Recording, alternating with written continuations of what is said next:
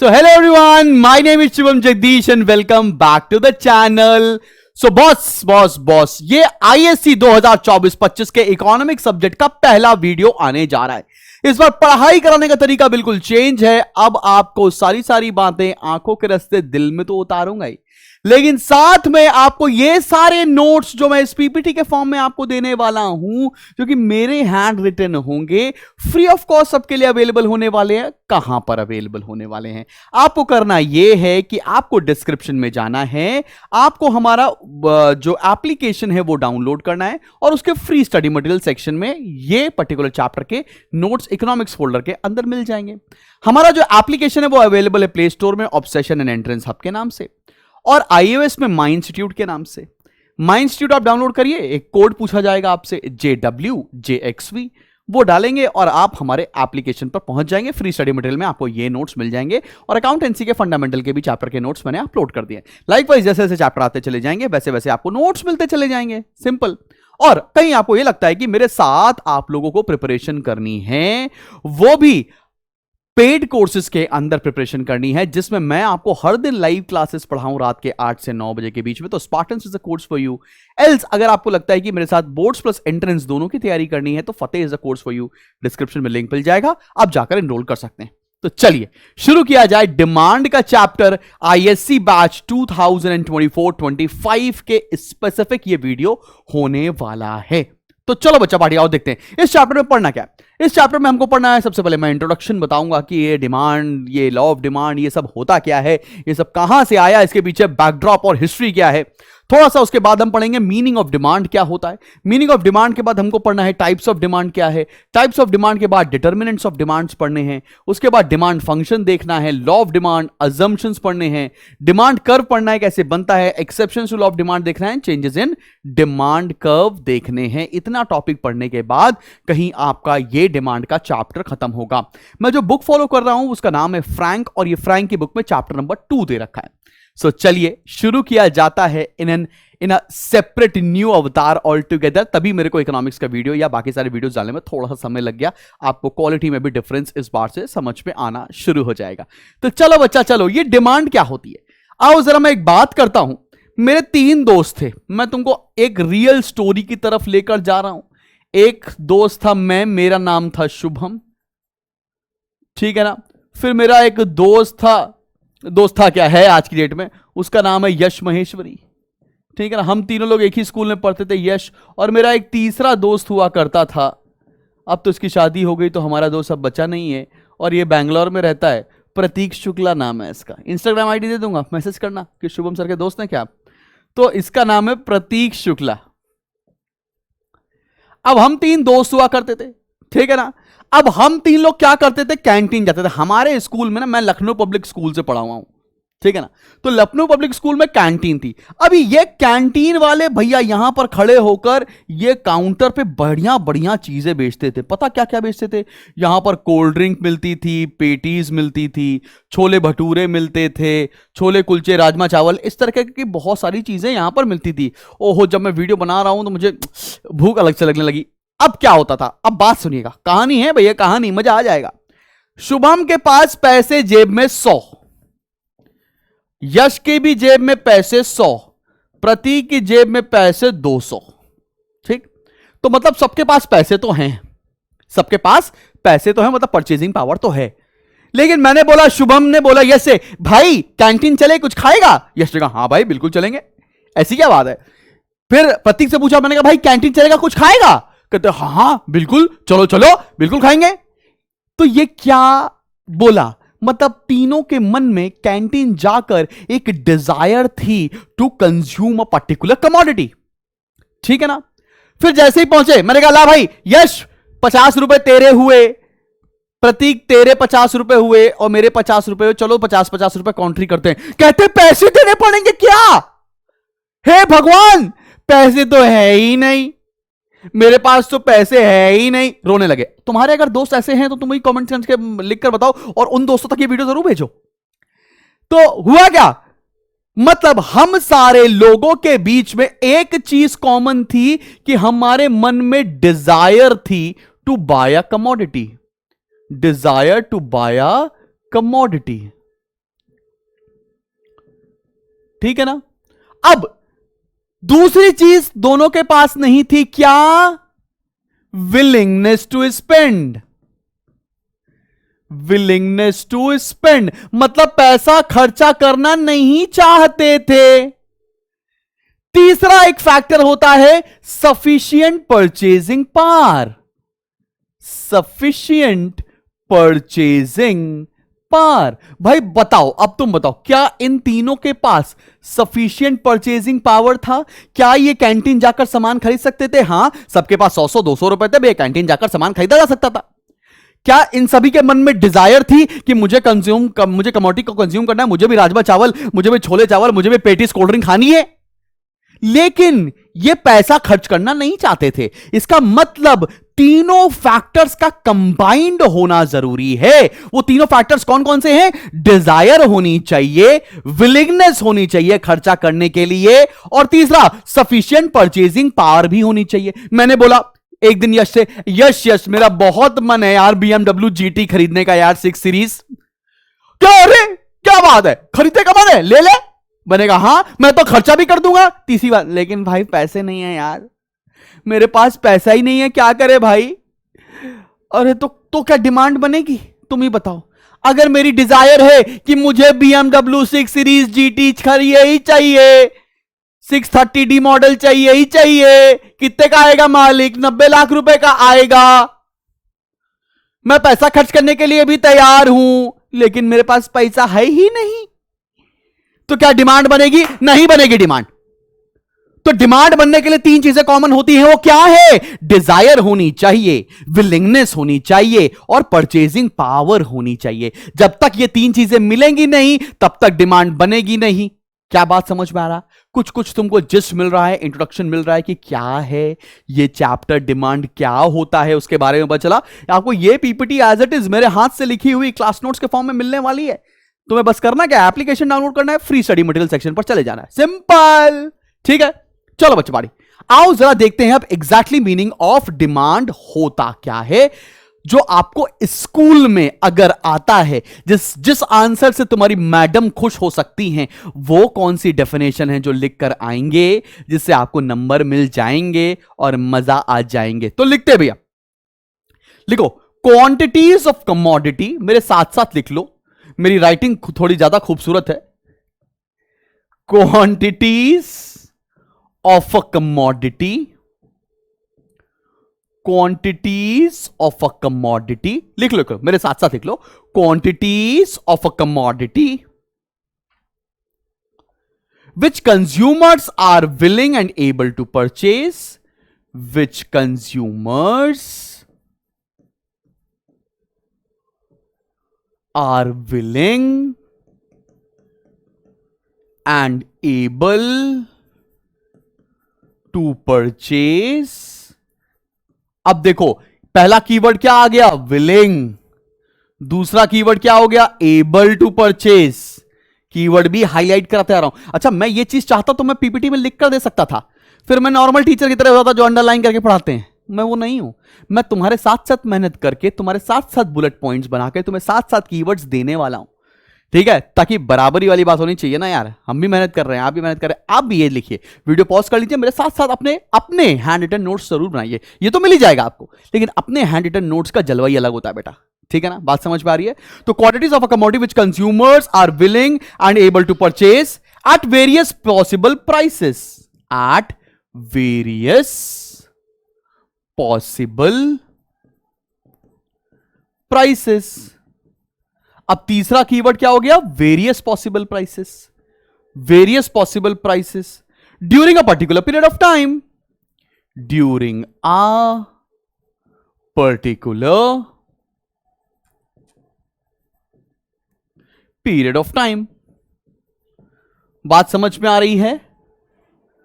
सब बच्चों को क्लियर हुआ? अच्छा, एक बात और बोलता हूं कि आप सभी लोग ना, मेरा एक व्हाट्सएप चैनल है, वो ज्वाइन कर लेना, जिसकी भी लिंक मैं डिस्क्रिप्शन में डाल दूंगा, which is free for everybody. उसमें कुछ भी अगर लेटेस्ट अपडेट या एकदम से कोई चेंज आता है या कोई पीडीएफ शेयर करना है तो मैं वहां डाल देता हूं, बिकॉज वो सारी चीजें यूट्यूब पे इंस्टेंटली शेयर हम नहीं कर सकते। क्लियर है?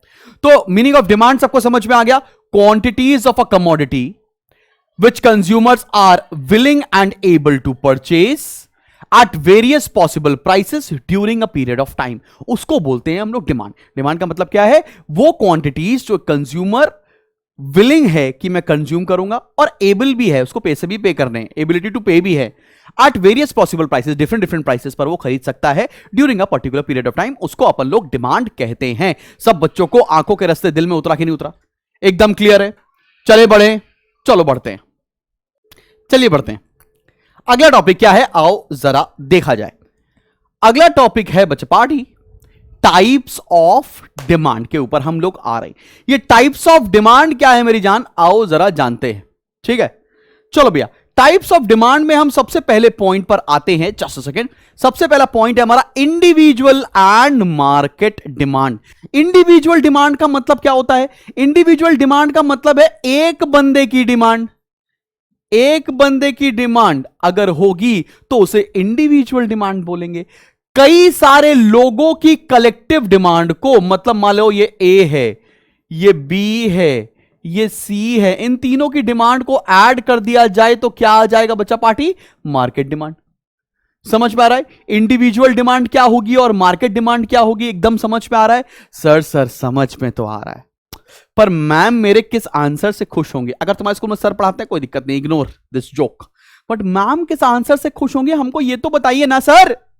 क्या लिख कर आएंगे अगर इंडिविजुअल डिमांड और मार्केट डिमांड आ गया? कोई बात नहीं हंसा, मैं बताएगा, कोई टेंशन लेने वाली बात नहीं। आओ जरा लिखते हैं साथ साथ लिखते हैं भैया, आओ जरा देखा जाए। देखो भैया, quantities of commodity, quantities of commodity, quantities of commodity that an individual consumer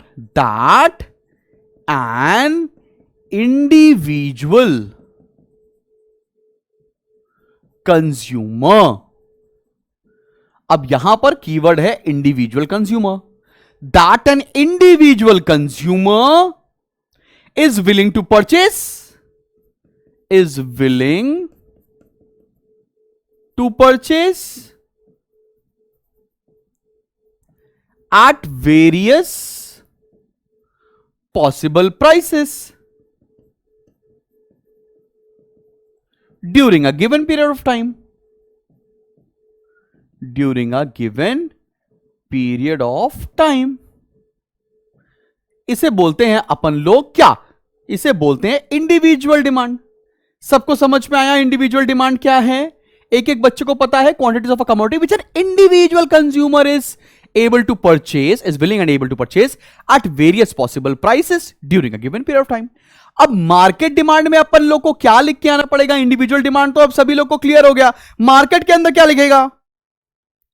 अब एक ही कीवर्ड चेंज होगा, देखना बेटा, quantities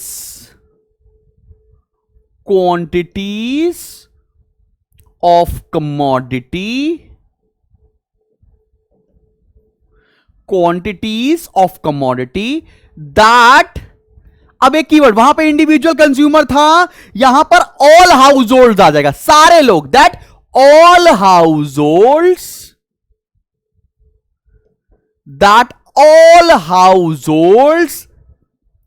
are willing to buy. बस यहां पर इंडिविजुअल कंज्यूमर था, यहां पर कीवर्ड क्या आ गया? All households are willing to buy at various possible prices during a given period of time. During a given period of time. खत्म बेटे खत्म, ये बन गया मेरा मार्केट डिमांड की डेफिनेशन। अब तुमको साफ साफ तुम्हारे इस नोट्स में दिख जाएगा कि ये इंडिविजुअल डिमांड और मार्केट डिमांड के बीच में काय का डिफरेंस है। इंडिविजुअल डिमांड में एक इंडिविजुअल, मार्केट डिमांड में ऑल हाउस होल्ड। यहां पर क्लियर डिमार्केशन आपको दिख रहा है। सब बच्चों को समझ में आ रही कि नहीं आ रही बात? एकदम आंखों के रास्ते दिल में तो उतरनी चाहिए, एक लेवल अगला, मैम भी खुश होनी चाहिए। तो मैम को खुश करने का हम लोगों ने जिम्मा उठा लिया है। इस साल 2024-25 बैच में सारे स्कूल के टीचर को खुश करके ही रखेंगे। थोड़ा सरकास्टिक है मुझे पता है, खैर कोई बात नहीं, चलो आओ बच्चा बारी एग्जैंट एंड एक्सपोज देखते हैं। अब एग्जैंट नाम सुनने में बहुत अजीब लगता है, एग्जांटे मत बोल देना, लड़कों थोड़ा अजीब होता है ये सब, थोड़ा समझो। एग्जैंट का मतलब होता है डिजायर। सर मैं चाहता हूं कि सर मैं चाहता हूं कि जैकलीन फर्नांडिस से मेरी शादी हो जाए सर। ये क्या है? ये है डिजायर्ड, एग्जैंट। सर मेरी दिशा पटानी से शादी हो गई। ये क्या है? ये है एक्सपोज्ड, मतलब एक्चुअल। भाई एग्जैंट का मतलब है डिजायर्ड, एक्सपोज का मतलब होता है एक्चुअल। एग्जैंट का मतलब बाबू क्या होता है? एग्जैंट का मतलब होता है डिजायर्ड। और एक्सपोज का मतलब क्या होता है बाबू बच्चा? एक्चुअल। ठीक है ना, बात समझ में आ रही है? शादी ब्याह की बातें हटाते हैं क्योंकि लड़के थोड़ा ज्यादा एक्साइटेड होते हैं इससे। समझ में आ रही कि नहीं आ रही बात? एकदम क्लियर, कोई दिक्कत परेशानी वाली बात तो नहीं है। चले बढ़े आगे, आओ जरा देखा जाए इसमें लिख कर क्या आएंगे। जो लिख कर आना है वो क्या लिखा जाए बच्चा पार्टी, आओ जरा देखते हैं, देखा जाए। चलो आओ जरा देखते हैं कि इसके अंदर क्या लिखना है।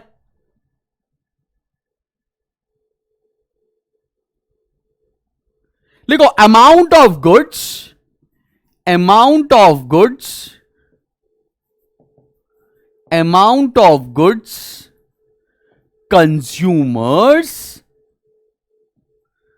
consumers are willing, चाहत है सर।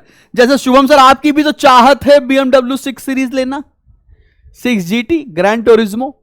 मेरी चाहत है कौन सी गाड़ी अपने पास? ऑल्टो। वो एक्सपोज्ड है, एक्चुअल है। आओ जरा देखते हैं भैया party. Quantities of a commodity that consumers are willing to buy during a particular period of time. During a particular period of time. समझ में आ गया बाबू भैया क्या लिख कर आना है? इस बार इकोनॉमिक्स की पढ़ाई और कॉमर्स की पढ़ाई काफी ट्रिकी है, मैं तुमको बार बार बोल रहा हूं, बिकॉज स्पेसिमेन आएंगे और आपको दिख जाएगा कि पढ़ाई का लेवल क्या जाने वाला है, एग्जाम्स का लेवल क्या जाने वाला है। अभी तक क्या पेपर देखा है आईएससी का, अब आएगा असली पेपर इस साल से 2024-25 से समझ में आएगा कि डिफिकल्टी लेवल क्या है। ठीक है, अब देखो एक्सपोज का मतलब क्या होता है? क्वांटिटी या amount of goods, quantity of commodity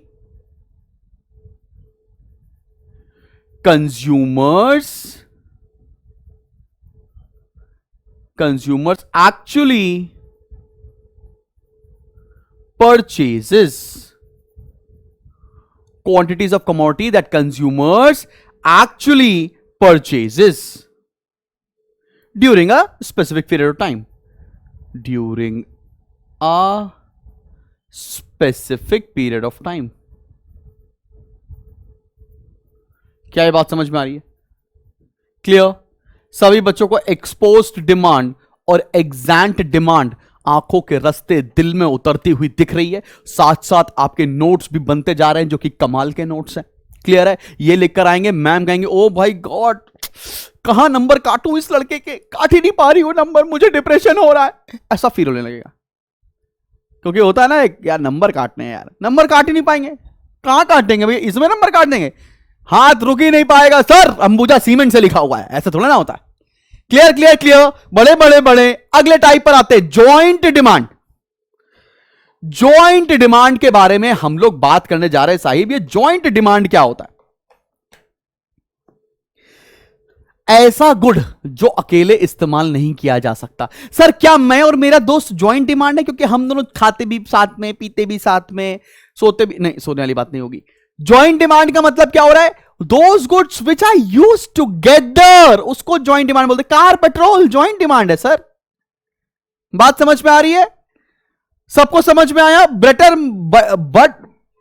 butter मैं तो लेकिन नहीं खाता बटर, मैं चीज खाता हूं तो ब्रेड बटर क्या है? जॉइंट डिमांड है सर। बात समझ में आ रही है आपको? चाय और वो जो तुम सोच रहे हो वो नहीं, बन मक्खन, चाहे वो बनमस का ज्वाइंट डिमांड है सर। बात तुम समझ में आ रहा है? तो ज्वाइंट डिमांड का मतलब क्या है? Those goods which are use together, एक साथ इस्तेमाल किया जाएगा, उसको ज्वाइंट डिमांड बोलेंगे। बात समझ में आ रही सभी लोग को? क्लियर है कि नहीं क्लियर? लिखो, demand of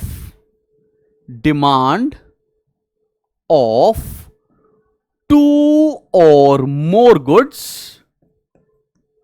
demand of two or more goods which are used jointly, which are used jointly or together, which are used jointly or together, वो सामग्री जो साथ में कंज्यूम होती है।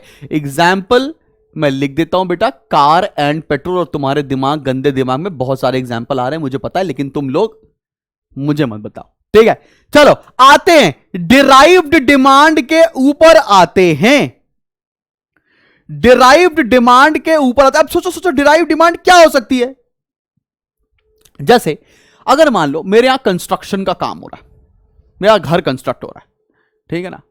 मैं घर बनवा रहा हूं, जो कि झूठ बात है, नहीं बनवा रहा हूं, घर बनवा रहा हूं, मैं खुद फ्लैट में रहता हूं।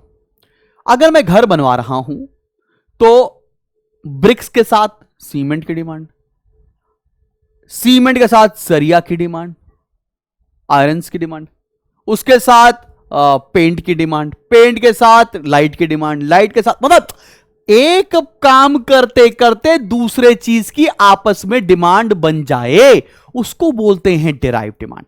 बात समझ में आ रही है? जैसे मैं यहां पर स्टूडियो लगाया है, तो मैंने ये बोर्ड लगाया तो कैमरे की जरूरत, कैमरा लगाया तो कंप्यूटर की जरूरत, कंप्यूटर लगाया तो यूपीएस की जरूरत, यूपीएस लगाया तो लाइट्स की जरूरत। तुमको बात समझ में आ रहा है? ये सब क्या हो रहा है? ये सब डिराइव्ड डिमांड है। बात समझ में आ रहा है? एक के कंजम्पशन से दूसरे की नीड अराइज हो जाना, उसको डिराइव डिमांड बोलते हैं। एकदम आंखों के रास्ते दिल में उतरा कि नहीं? चलो और लिख भी लेते हैं यार, ऐसी क्या बात है? Demand for a commodity arises, demand for a commodity arises, demand for a commodity arises because of demand of some other commodity, because of demand of some other commodity, some other commodity। एक commodity के consume होने से किसी और commodity की demand हो जाना। Example cement, comma bricks, comma iron. याद रहेगा? कोई दिक्कत, कोई परेशानी तो नहीं? एकदम क्लियर। जॉइंट डिमांड क्या होती है, डिराइव डिमांड क्या होती है, एकदम आंखों के रास्ते दिल में उतर गई ना बाबू? चले बढ़ जाएं, आगे बढ़ जाएं कि नहीं? चलो भैया अगली डिमांड पर आते हैं। वो अगली डिमांड है हमारी कंपोजिट डिमांड। ये कंपोजिट डिमांड का मतलब क्या होता है? कंपोजिट डिमांड का मतलब क्या है? मतलब ऐसा गुड्स जिसके मल्टीपल यूजेस होते हैं, उसको कंपोजिट डिमांड बोलते हैं। जैसे इलेक्ट्रिसिटी, इसके मल्टीपल यूजेस हैं, कंपोजिट डिमांड। चप्पल पहनने के भी है और मम्मी पापा लगाने के भी काम आता है, कंपोजिट डिमांड है। बात समझ में आ रही? कंपोजिट डिमांड का मतलब क्या है? एग्जैक्टली एकदम तुमको आइडिया लग गया ये कंपोजिट डिमांड बाबू है क्या? ठीक है ना? ऐसे गुड्स जिनके मल्टीपल यूजेस होते हैं उनको हम लोग कंपोजिट डिमांड कहते हैं। आइए लिखना क्या है वो भी लिख लेते हैं। Demand for goods, demand for goods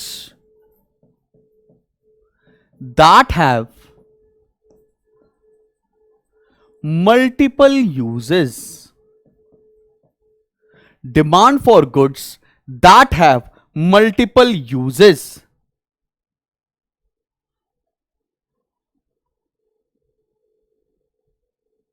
ठीक है ना? Example steel. अब स्टील काय के काम आती है? स्टील क्या आती है? बस बनाने के भी काम आ रही है।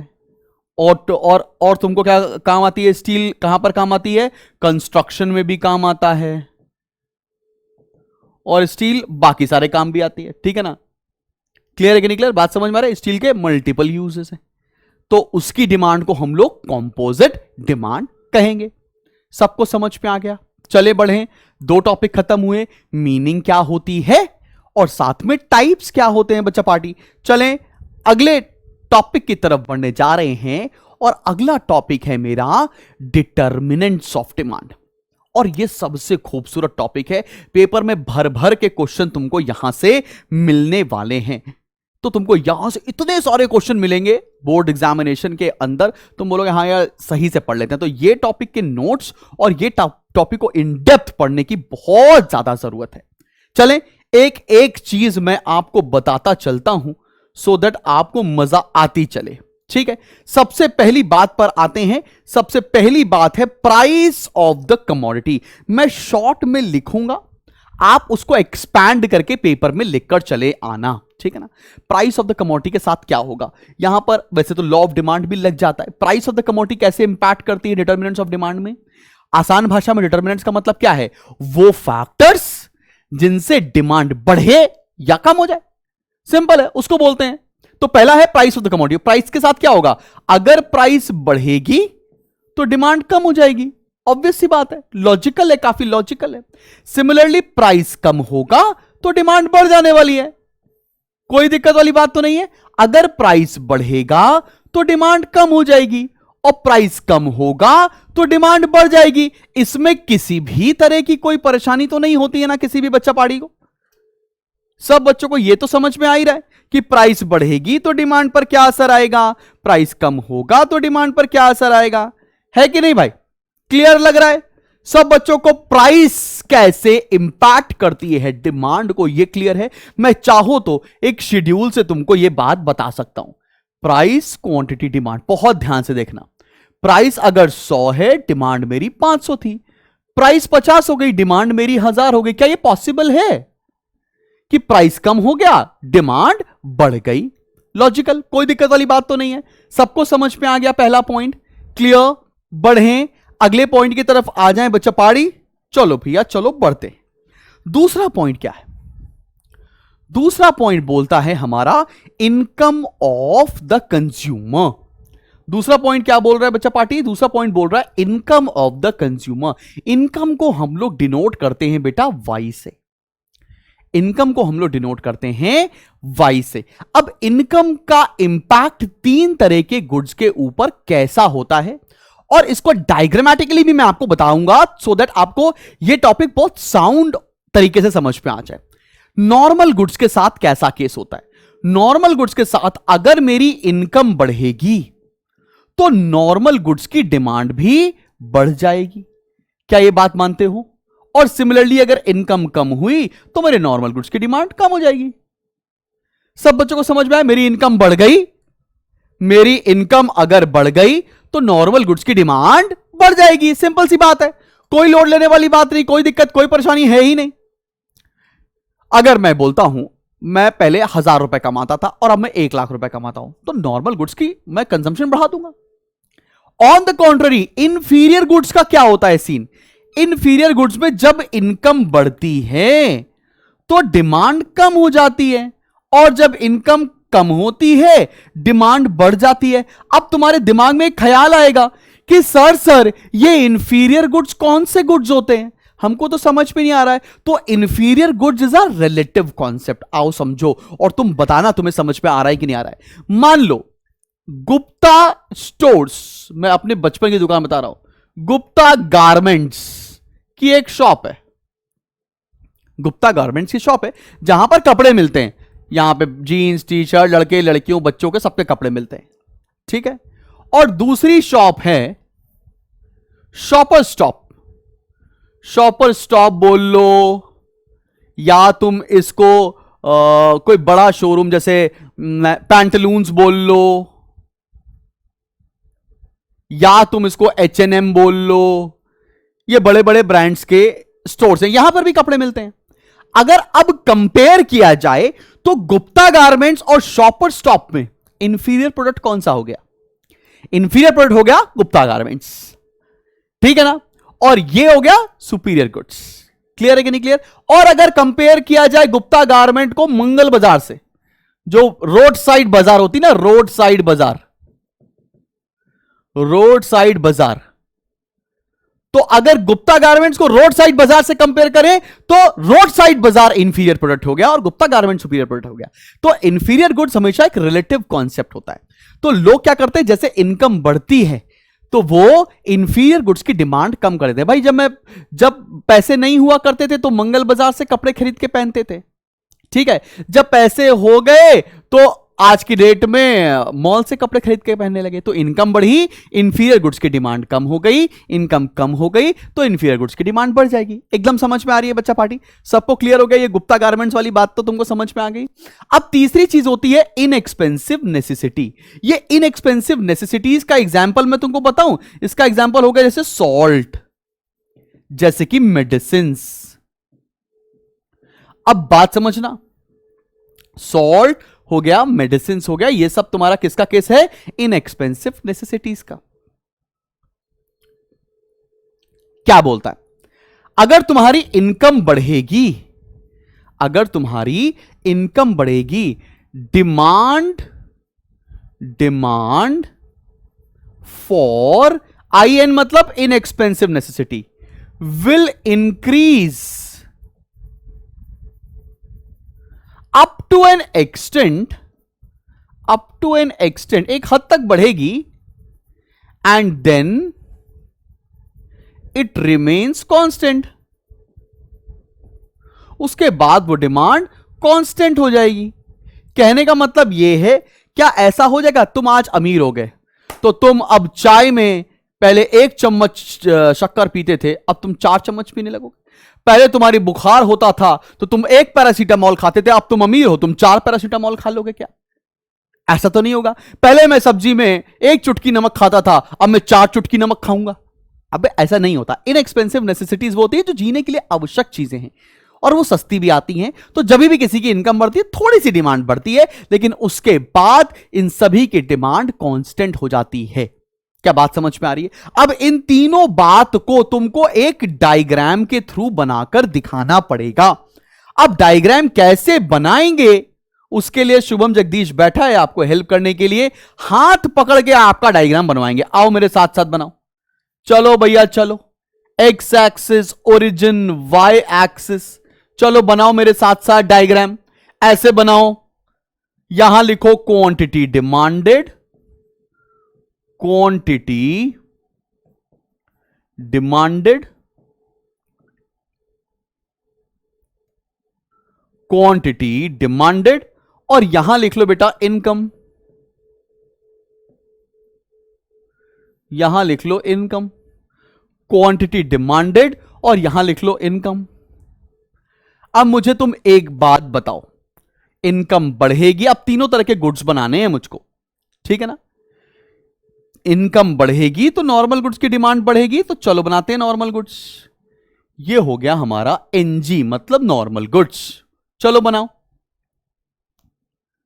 चलो बनाओ बच्चा नॉर्मल गुड्स। अब हमारा इनएक्सपेंसिव नेसेसिटी के साथ क्या होता है? पहले तो डिमांड बढ़ी, पहले तो डिमांड बढ़ी फिर कांस्टेंट हो गई, पहले तो डिमांड बढ़ी फिर कांस्टेंट हो गई। इसको लिख दिया IN, इनएक्सपेंसिव नेसेसिटी। मेरे साथ साथ बनाओ, फ्री हैंड बनाओ सब लोग, स्केल की कोई जरूरत नहीं है। चलो बनाओ।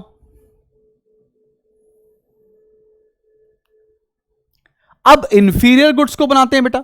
इंफीरियर गुड्स के साथ क्या होता है? इनकम बढ़ेगी तो डिमांड कम हो जाएगी। ये हो गया इंफीरियर गुड्स। ये डायग्राम बना दिया इंफीरियर गुड्स का, बनाया, कोई दिक्कत वाली बात तो नहीं। मान लेते पहले इनकम मेरी यहां थी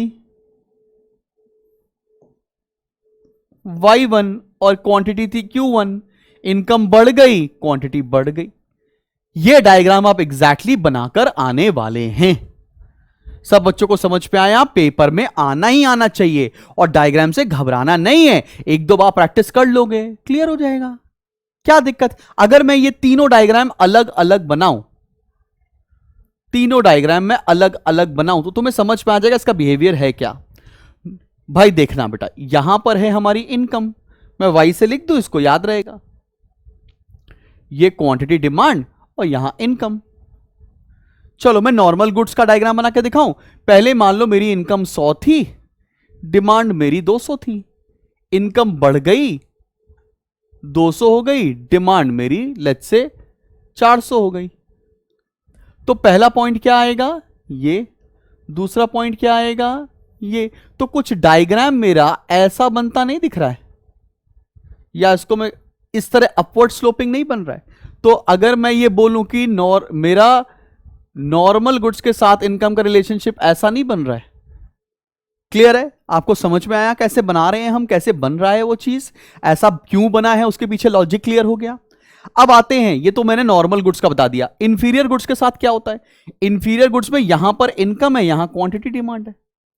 इनकम जब 0 थी, डिमांड 0, इनकम बढ़ी, इनकम हो गई 100, डिमांड हो गई 200, इनकम हो गई 200, डिमांड हो गई 50। तो पहला पॉइंट तो ये आ गया, दूसरा पॉइंट ये आ गया, और शुरुआत में यहां हुई थी। तो कैसा, ऐसा डायग्राम बनते हुए नहीं दिख रहा है, 0 से ऐसा डायग्राम बनते हुए नहीं दिख रहा है, ये बन गया इंफीरियर गुड्स का डायग्राम। तो इसीलिए इंफीरियर गुड्स को हम लोगों ने इस तरह से बनाया है। क्लियर है बेटा? बात समझ में आ रही है? इंफीरियर गुड्स को IN लिख दो या IG लिख दो, एक ही बात है। अब इनएक्सपेंसिव नेसेसिटीज के साथ क्या होता है? डिमांड तो, इनकम बढ़ती चली जाएगी, लेकिन डिमांड क्या है? कांस्टेंट। इनकम बढ़ रही है, डिमांड कितनी? डिमांड पहले बढ़ी, पहले इनकम 100 थी, डिमांड हो गई 200। ठीक, पहला पॉइंट ये। फिर इनकम बढ़ी 200, डिमांड हो गई 250, फिर हल्की सी बढ़ गई। तो कुछ कुछ डायग्राम ऐसा बनता हुआ नहीं दिख रहा है, इसलिए हम लोग इनएक्सपेंसिव नेसेसिटीज को ऐसा बनाते हैं। क्लियर है कि नहीं क्लियर? ये ऐसा डायग्राम बना है, तो तुमको बिहेवियर भी समझ में आ गया। ये डायग्राम ऐसे बने तो बने क्यों, लॉजिकल है, एकदम क्लियर है। चले बड़े बाबू अगले टॉपिक पर आ जाएं। अगला टॉपिक क्या है, चलो आओ देखा जाता है।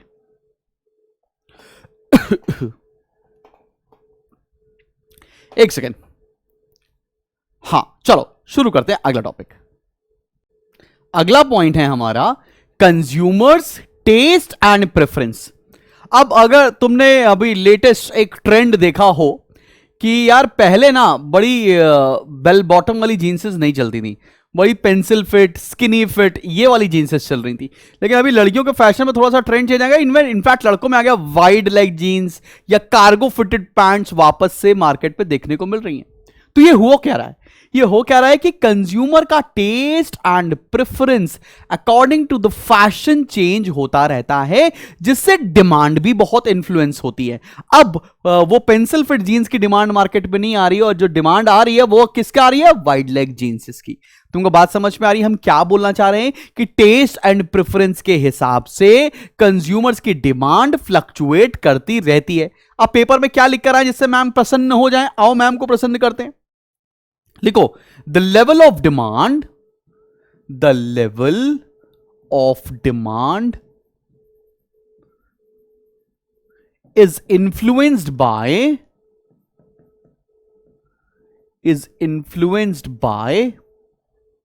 the level of demand is influenced by taste and preferences of consumers. Taste and preferences of consumers. Taste and preferences of consumers. बात समझ में आ रही है?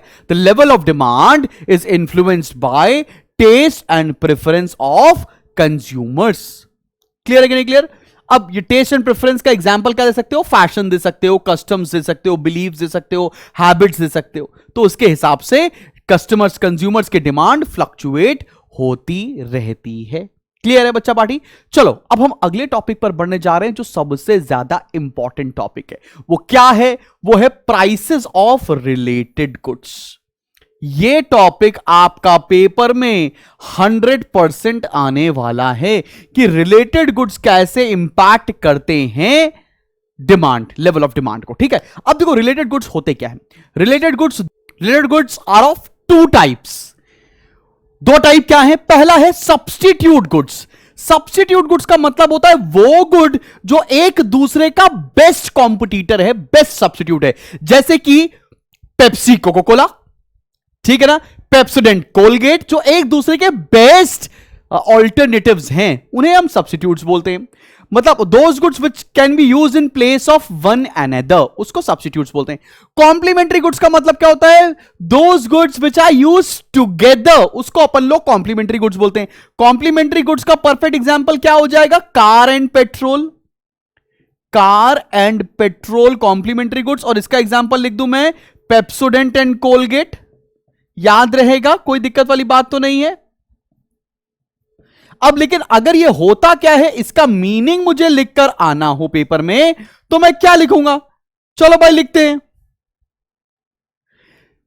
गुड्स, सब्स्टिट्यूट गुड्स कौन से होते हैं? Goods which satisfy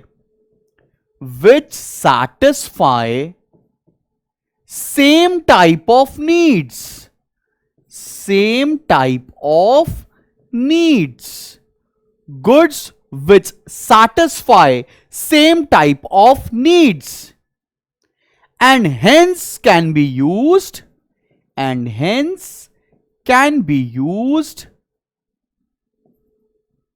in place of one another, in place of one another। मतलब एक दूसरे की प्लेस पर इस्तेमाल किया जा सकता है, उसको बोलते हैं अपन लोग सब्स्टिट्यूट गुड। सबको समझ में आएगा? एग्जांपल क्या हो गया? कोलगेट और पेप्सोडेंट। अब इसका डायग्रामेटिक चीज भी मैं आपको सिखाने वाला हूं, परेशान मत हो। कॉम्प्लीमेंट्री गुड्स क्या होते हैं? वो गुड्स जो एक साथ इस्तेमाल किए जाते हैं। चला इसको भी लिख लेते हैं भैया।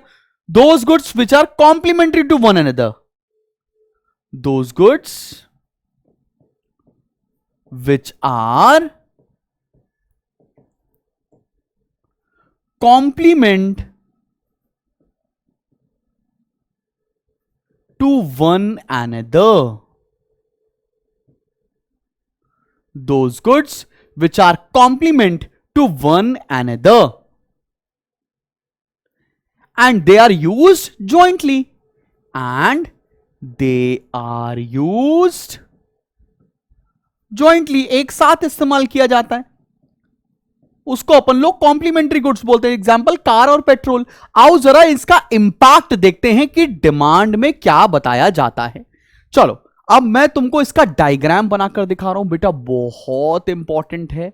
हाथ जोड़कर विनम्र निवेदन है कि जैसे जैसे पढ़ाते जा रहे हैं, रादर सिखाते जा रहे हैं, वैसे वैसे आप नोटबुक में लिखते चले जाओ, आपका पूरा करा लूंगा मैं, टेंशन वाली बात नहीं है, ठीक है। चलो मैं सबसे पहले सब्स्टिट्यूट गुड्स का डायग्राम बनाकर दिखाने जा रहा हूं। सब्स्टिट्यूट गुड्स का डायग्राम कैसे बनेगा, आओ जरा देखो। और कभी कभी ऐसा होता है पेपर में दो डायग्राम दिए होंगे और आपसे पूछेंगे कौन सा सब्स्टिट्यूट्स का है और कौन सा कॉम्प्लीमेंट्री का, तो मैं बगल में कॉम्प्लीमेंट्री भी बता के दिखाता हूं कि कॉम्प्लीमेंट्री गुड्स कैसे बनेगा। चलो बच्चा पार्टी आओ देखो सब्स्टिट्यूट का कैसे बनाने वाले डायग्राम। आओ X axis origin Y axis, चलो बच्चा party X axis origin Y axis, यहां पर कर लेते हैं डिमांड ऑफ कोलगेट और यहां कर लेते हैं price of Pepsodent.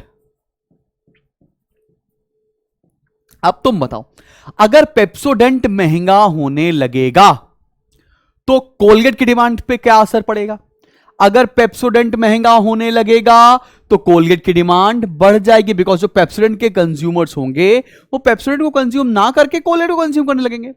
On the contrary क्या हो सकता है, अगर पेप्सोडेंट के प्राइसेस कम हो गए तो कोलगेट की डिमांड कम हो जाएगी। बात समझ में आ रही है। मान लेते हैं पेप्सोडेंट के प्राइसेस थे P तो कोलगेट की डिमांड थी Q, तो पहला पॉइंट तो यह बन गया। फिर मान लो प्राइस ऑफ पेप्सोडेंट बढ़ के हो गया P1 तो कोलगेट की डिमांड बढ़ जाएगी ना। अगर पेप्सोडेंट महंगा हो गया तो सारे के सारे लोग क्या कंज्यूम करने लगेंगे, सारे के सारे लोग कोलगेट कंज्यूम करने लगेंगे। तो अगला पॉइंट क्या बनकर आएगा बच्चा पाड़ी, ये पॉइंट।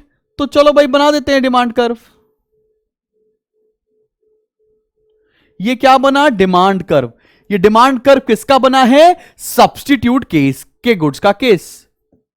सब्स्टिट्यूट के केस में हम कैसा डिमांड कर्व एक्सपेक्ट करते हैं? हम ऐसा डिमांड कर्व एक्सपेक्ट करते हैं। सब बच्चों को समझ में आया? क्लियर हो गया? कॉम्प्लीमेंट्री के गुड्स के हम लोग डायग्राम बनाकर दिखाएं। आओ चलो कॉम्प्लीमेंट्री गुड्स के केस में बनाते हैं डायग्राम। चलो चलो चलो मेरे साथ साथ बनाओ, तुम्हें समझ आता चलेगा बेटा, ठीक है ना? चलो बेटा आओ जरा देखते हैं। यहां लिखते हैं price of petrol. Price of petrol. और यहां है डिमांड ऑफ कार्स। आपको एग्जाम्पल तो पता ही है, डिमांड ऑफ कार्स। ठीक है, चले भैया चले शुरू किया जाए। आओ जरा देखें कि क्या होगा।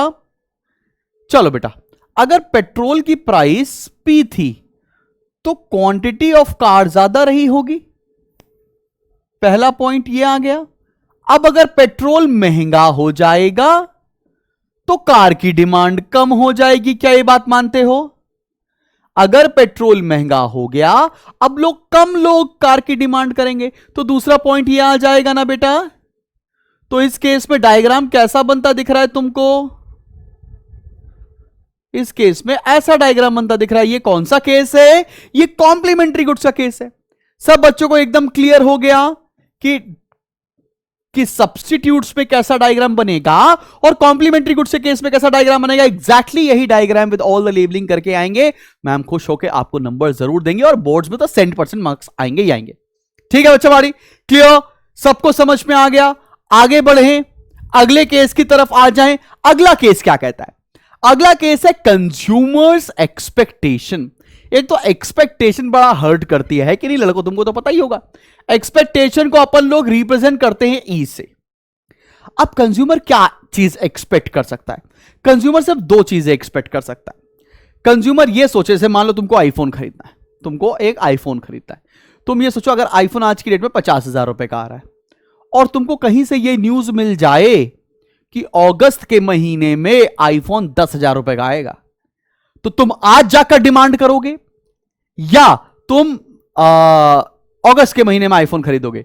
तो अगर कंज्यूमर को यह लग जाता है कि इफ इन फ्यूचर प्राइसेस कम होने वाले हैं तो आज वो डिमांड कम कर देता है। और सिमिलरली अगर कंज्यूमर को यह लगने लगे कि फ्यूचर में प्राइसेस बढ़ने वाले हैं तो आज उस पर्टिकुलर कमोडिटी की वो डिमांड इंक्रीज कर देता है। तो तुम्हें कंज्यूमर एक्सपेक्टेशन का व्यू पॉइंट समझ में आ रहा है कि क्या होता है भाई? चलो मैं लिखकर भी दिखा सकता हूं। If consumers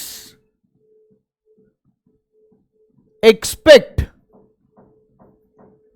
a rise in price of a commodity in near future, then today demand will rise। अगर फ्यूचर में ऐसा हो जाए कि कमोडिटी के प्राइसेस बढ़ने वाले हैं तो आज डिमांड बढ़ जाएगी एंड वाइस वर्सा। मैं वाइस वर्सा लिख रहा हूं, तुम्हें पूरा लिख कर आना पड़ेगा। वाइस वर्सा लिखने पर हाथ काट दिए जाएंगे तुम्हारे, मैं बता रहा हूं। क्लियर है बेटा? और क्या हो सकता है ऑपोजिट में? If in future price of a commodity will expected to fall then today demand will fall. Clear है? बात समझ में आ रही है? चले बाबू बच्चा आगे बढ़े। क्लियर? यहां तक आंखों के रास्ते दिल में उतरा। अब आते हैं अगले टॉपिक की तरफ और अगला टॉपिक है हमारा consumer credit facility. Consumer credit facility का मतलब क्या है? कंज्यूमर मतलब आपने देखा होगा कि लोग लोन पर सामान ले लेते हैं। टीवी चाहिए लोन पर ले लो, बीवी की बात नहीं करेंगे। टीवी चाहिए लोन पर ले लो, रेफ्रिजरेटर चाहिए लोन पर ले लो, मोबाइल चाहिए लोन पर ले लो, कार चाहिए लोन पर ले लो। अगर लोन इजीली अवेलेबल है and subsidise rate of interest पर अवेलेबल है तो लोगों की डिमांड ज्यादा हो जाएगी। एंड ऑन द कंट्री अगर लोन इजीली अवेलेबल और सस्ते रेट पे नहीं मिलते हैं तो लोग कंपैरेटिवली कम डिमांड करेंगे। क्या बात समझ में आ रही है? एकदम आसानी से अगर लोन आसानी से मिल जाएगा, सस्ते रेट पे मिल जाएगा साहिब, तो क्या करेंगे? अपन जाकर ज्यादा डिमांड करने लगेंगे। और अगर लोन महंगा मिलेगा, इजीली नहीं मिलेगा, तो हम लोग कम डिमांड करेंगे सामान की। सिंपल है। आओ जरा देखते हैं कंज्यूमर फैसिलिटी में लिखकर क्या आना है। चलो भैया, लिखा जाए if consumers are able to get credit facilities, if consumers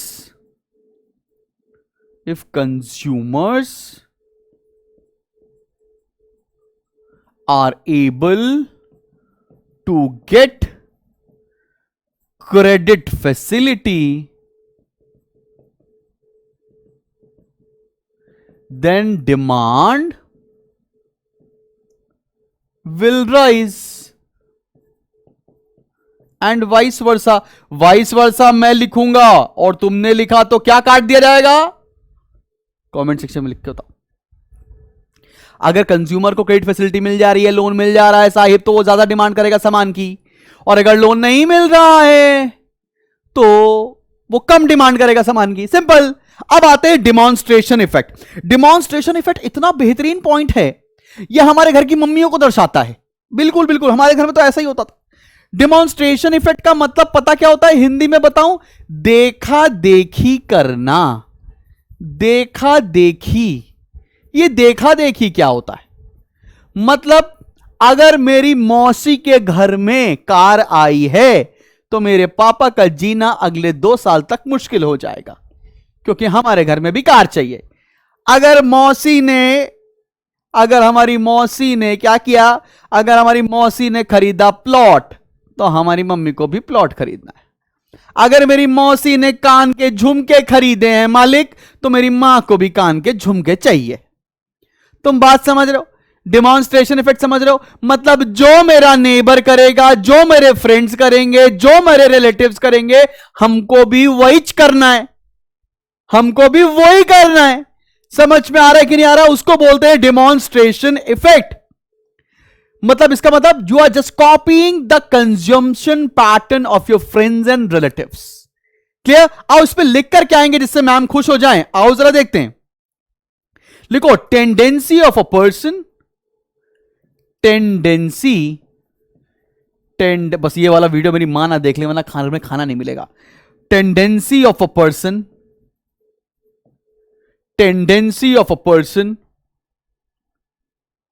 to copy the consumption style, to copy the consumption style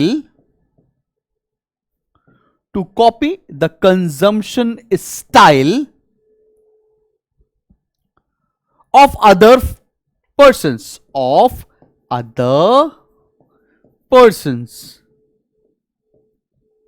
like friends, relatives। इसको बोलते हैं डिमॉन्स्ट्रेशन इफेक्ट।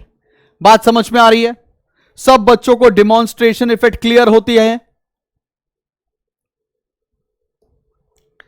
सब बच्चों को डिमॉन्स्ट्रेशन इफेक्ट क्लियर होता है?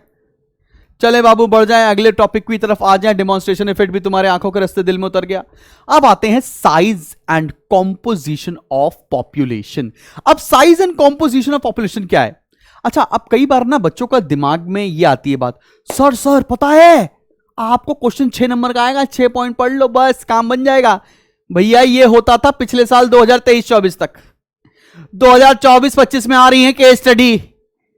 2024-25 में आ रहा है सब कुछ इन डेप्थ एमसीक्यूज। एक भी पॉइंट छोड़ के गए तो सुसाइड अटेम्प्ट है ये आपके लिए। इसीलिए आराम से इत्मीनान से बाबूराव एक एक चीज लिखवा के पढ़ा रहे हैं। और अभी भी नहीं पढ़ना चाहते हो तुम तो कोई बात नहीं, जन्नत में तुमको एक अलग से सीट रिजर्वेशन मिलेगा, वहां चले जाना। ठीक है ना? पढ़ लो। यूट्यूब पर पढ़ना चाहते हो यूट्यूब पर पढ़ लो, मेरे साथ पेड बैचेस से पढ़ना चाहते हो पेड बैचेस से पढ़ लो, मेरे साथ ऑफलाइन पढ़ना चाहते हो ऑफलाइन पढ़ लो, मेरे से नहीं पढ़ना चाहते हो, मालिक कैसी बातें कर रहे हो, तो जहां पढ़ना है वहां पढ़ लो। पर पढ़ो, सीख लो। पेपर इस साल 2024-25 में मजा आ जाएगी भाई। आप जब जाएंगे पेपर देने, आप पे कान गर्म हो जाएंगे। कान बोल रहा हूं, बात बता रहा हूं। कान आपके गर्म हो जाएंगे पेपर देने से, पसीना छूट जाएगा, पतलून गीली हो जाएगी गीली। पेपर उतना डिफिकल्ट आएगा अब से बोर्ड एग्जामिनेशन का। नहीं यकीन आता है तो कॉमर्स का पेपर स्पेसिमेन आया है, एक बार चख के देख लीजिए भाई साहब, मजा आ जाएगा। आपको लगेगा ऐसा झाजी का अचार खा रहे हैं। ठीक है ना? आओ जरा देखते हैं size and composition of population. Size और कंपोजिशन है क्या? साइज ऑफ पॉपुलेशन, देखो पॉपुलेशन को हम लोग रिप्रेजेंट कर सकते हैं एन से।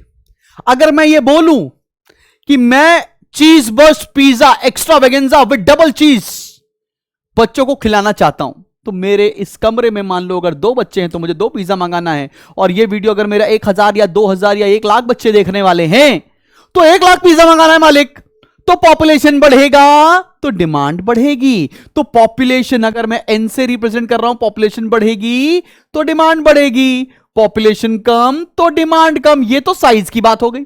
कॉम्पोजिशन का मतलब क्या होता है? कॉम्पोजिशन मतलब वो जो पॉपुलेशन है उसमें कौन कौन है मालिक। पॉपुलेशन में मेल कितने, फीमेल कितने, मेल में अडल्ट कितने, किड्स कितने, यंग कितने, तो उस तरह की गुड्स की डिमांड अलग अलग बनने लगती है। बात समझ में आ रहा है तुमको? मेल कितने, फीमेल कितने, ये तुम्हें समझ में आ गया। उसके बाद कॉम्पोजिशन में निकाला तुमने किड्स कितने हैं, फिर तुमने निकाला यंग पीपल कितने हैं, फिर तुमने देखा अडल्ट कितने हैं और ओल्ड एज कितने हैं।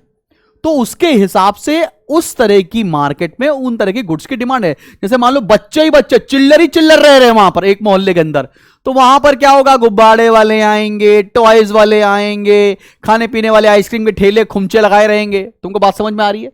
तो उस तरह की गुड्स की डिमांड बढ़ेगी। और ऑन द कंट्री अगर अडल्ट लोग रह रहे हैं या यंग लोग रह रहे हैं तो स्पोर्ट्स या ऐसी सब चीजों की डिमांड बढ़ती है। ओल्ड एज वाले लोग रह रहे हैं तो दवाइयों की दुकान, घुटनों का दर्द, इस तरह के चीजों की आसपास मार्केट बनती है। तो साइज एंड कॉम्पोजिशन कैसे इफेक्ट करता है डिमांड, तुम्हें समझ में आ गया? क्लियर है? तो साइज में साफ साफ लिख सकते हो पॉपुलेशन, अभी मैंने यहां पे ऐसे लिख दिया है, तुम्हें इंक्रीज करके लिखना पड़ेगा अपने वर्ड्स में। पॉपुलेशन ऑफ कम्युनिटी इंक्रीजेज या if population increases the demand will also rise, and if population will fall the demand will also fall, followed by the composition of population also affect the demand. In case if there are more number of kids, the demand for kids product will be high and likewise. बात समझ में आ रही है? अब आते हैं distribution of income में। अगर किसी कंट्री में इक्वल डिस्ट्रीब्यूशन है, मतलब ज्यादा अमीर अमीर नहीं है, गरीब गरीब नहीं है, और अगर किसी कंट्री में अनइक्वल डिस्ट्रीब्यूशन, मतलब रिच बहुत हैं, पुअर बहुत हैं, तो उस तरह के समाज में कैसे गुड्स की डिमांड होगी? अगर इक्वल डिस्ट्रीब्यूशन है तो वहां पर सब लोग लग्जरी प्रोडक्ट्स की डिमांड कम होगी, बिकॉज कोई भी बहुत ज्यादा अमीर नहीं होगा, और नेसेसरी गुड्स की डिमांड बहुत ज्यादा होगी। नेसेसरी गुड्स की डिमांड ज्यादा होगी। बात समझ पे आ रही है? और ऑन द कंट्री अगर अनइक्वल डिस्ट्रीब्यूशन है तो रिच वाला क्या करेगा? लग्जरी गुड्स की डिमांड करेगा, हमको एसी चाहिए, हमको मर्सिडीज चाहिए, और उस केस में बाकी गुड्स की डिमांड कंपैरेटिवली कम हो जाएंगी। तो डिस्ट्रीब्यूशन ऑफ इनकम तुम्हें क्या बताना है? इक्वल डिस्ट्रीब्यूशन हुआ तो लग्जरी की डिमांड कम है, नेसेसरी गुड्स की डिमांड ज्यादा है।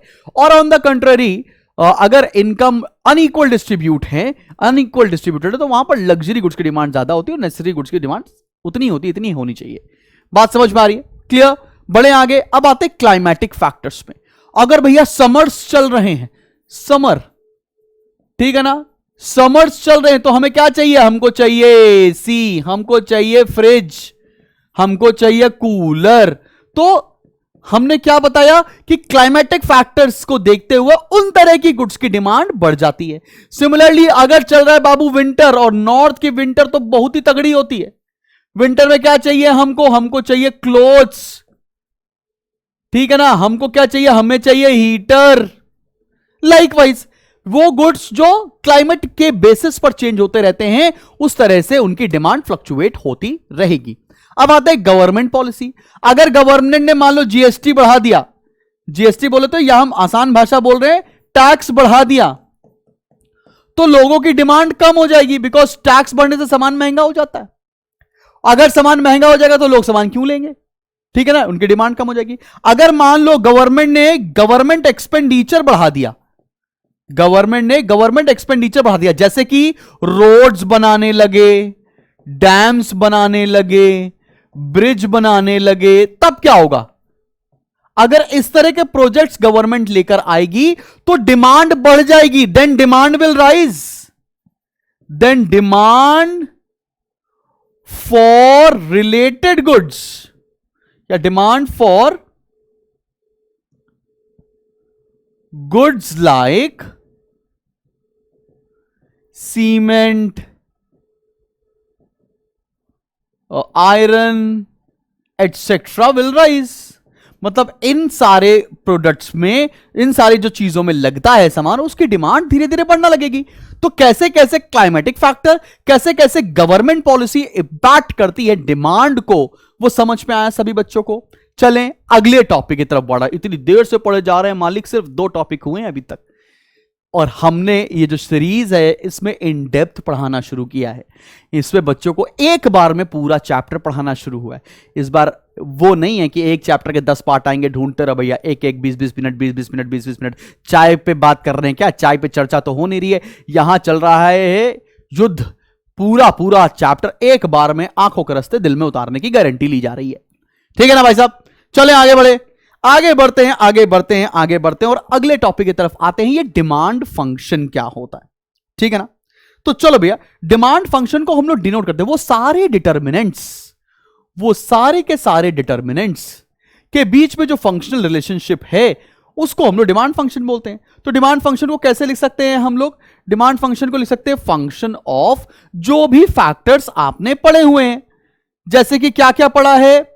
Price of the commodity P x लिख दिया, price of commodity x, comma हमने और क्या पढ़ा? हमने उसके बाद पढ़ा था let's say price of related commodities P R, हमने पढ़ा था इनकम, हमने पढ़ा था पॉपुलेशन, लाइकवाइज सारे फैक्टर्स अगर हम लिख देंगे तो उसको बोलेंगे हम लोग demand function.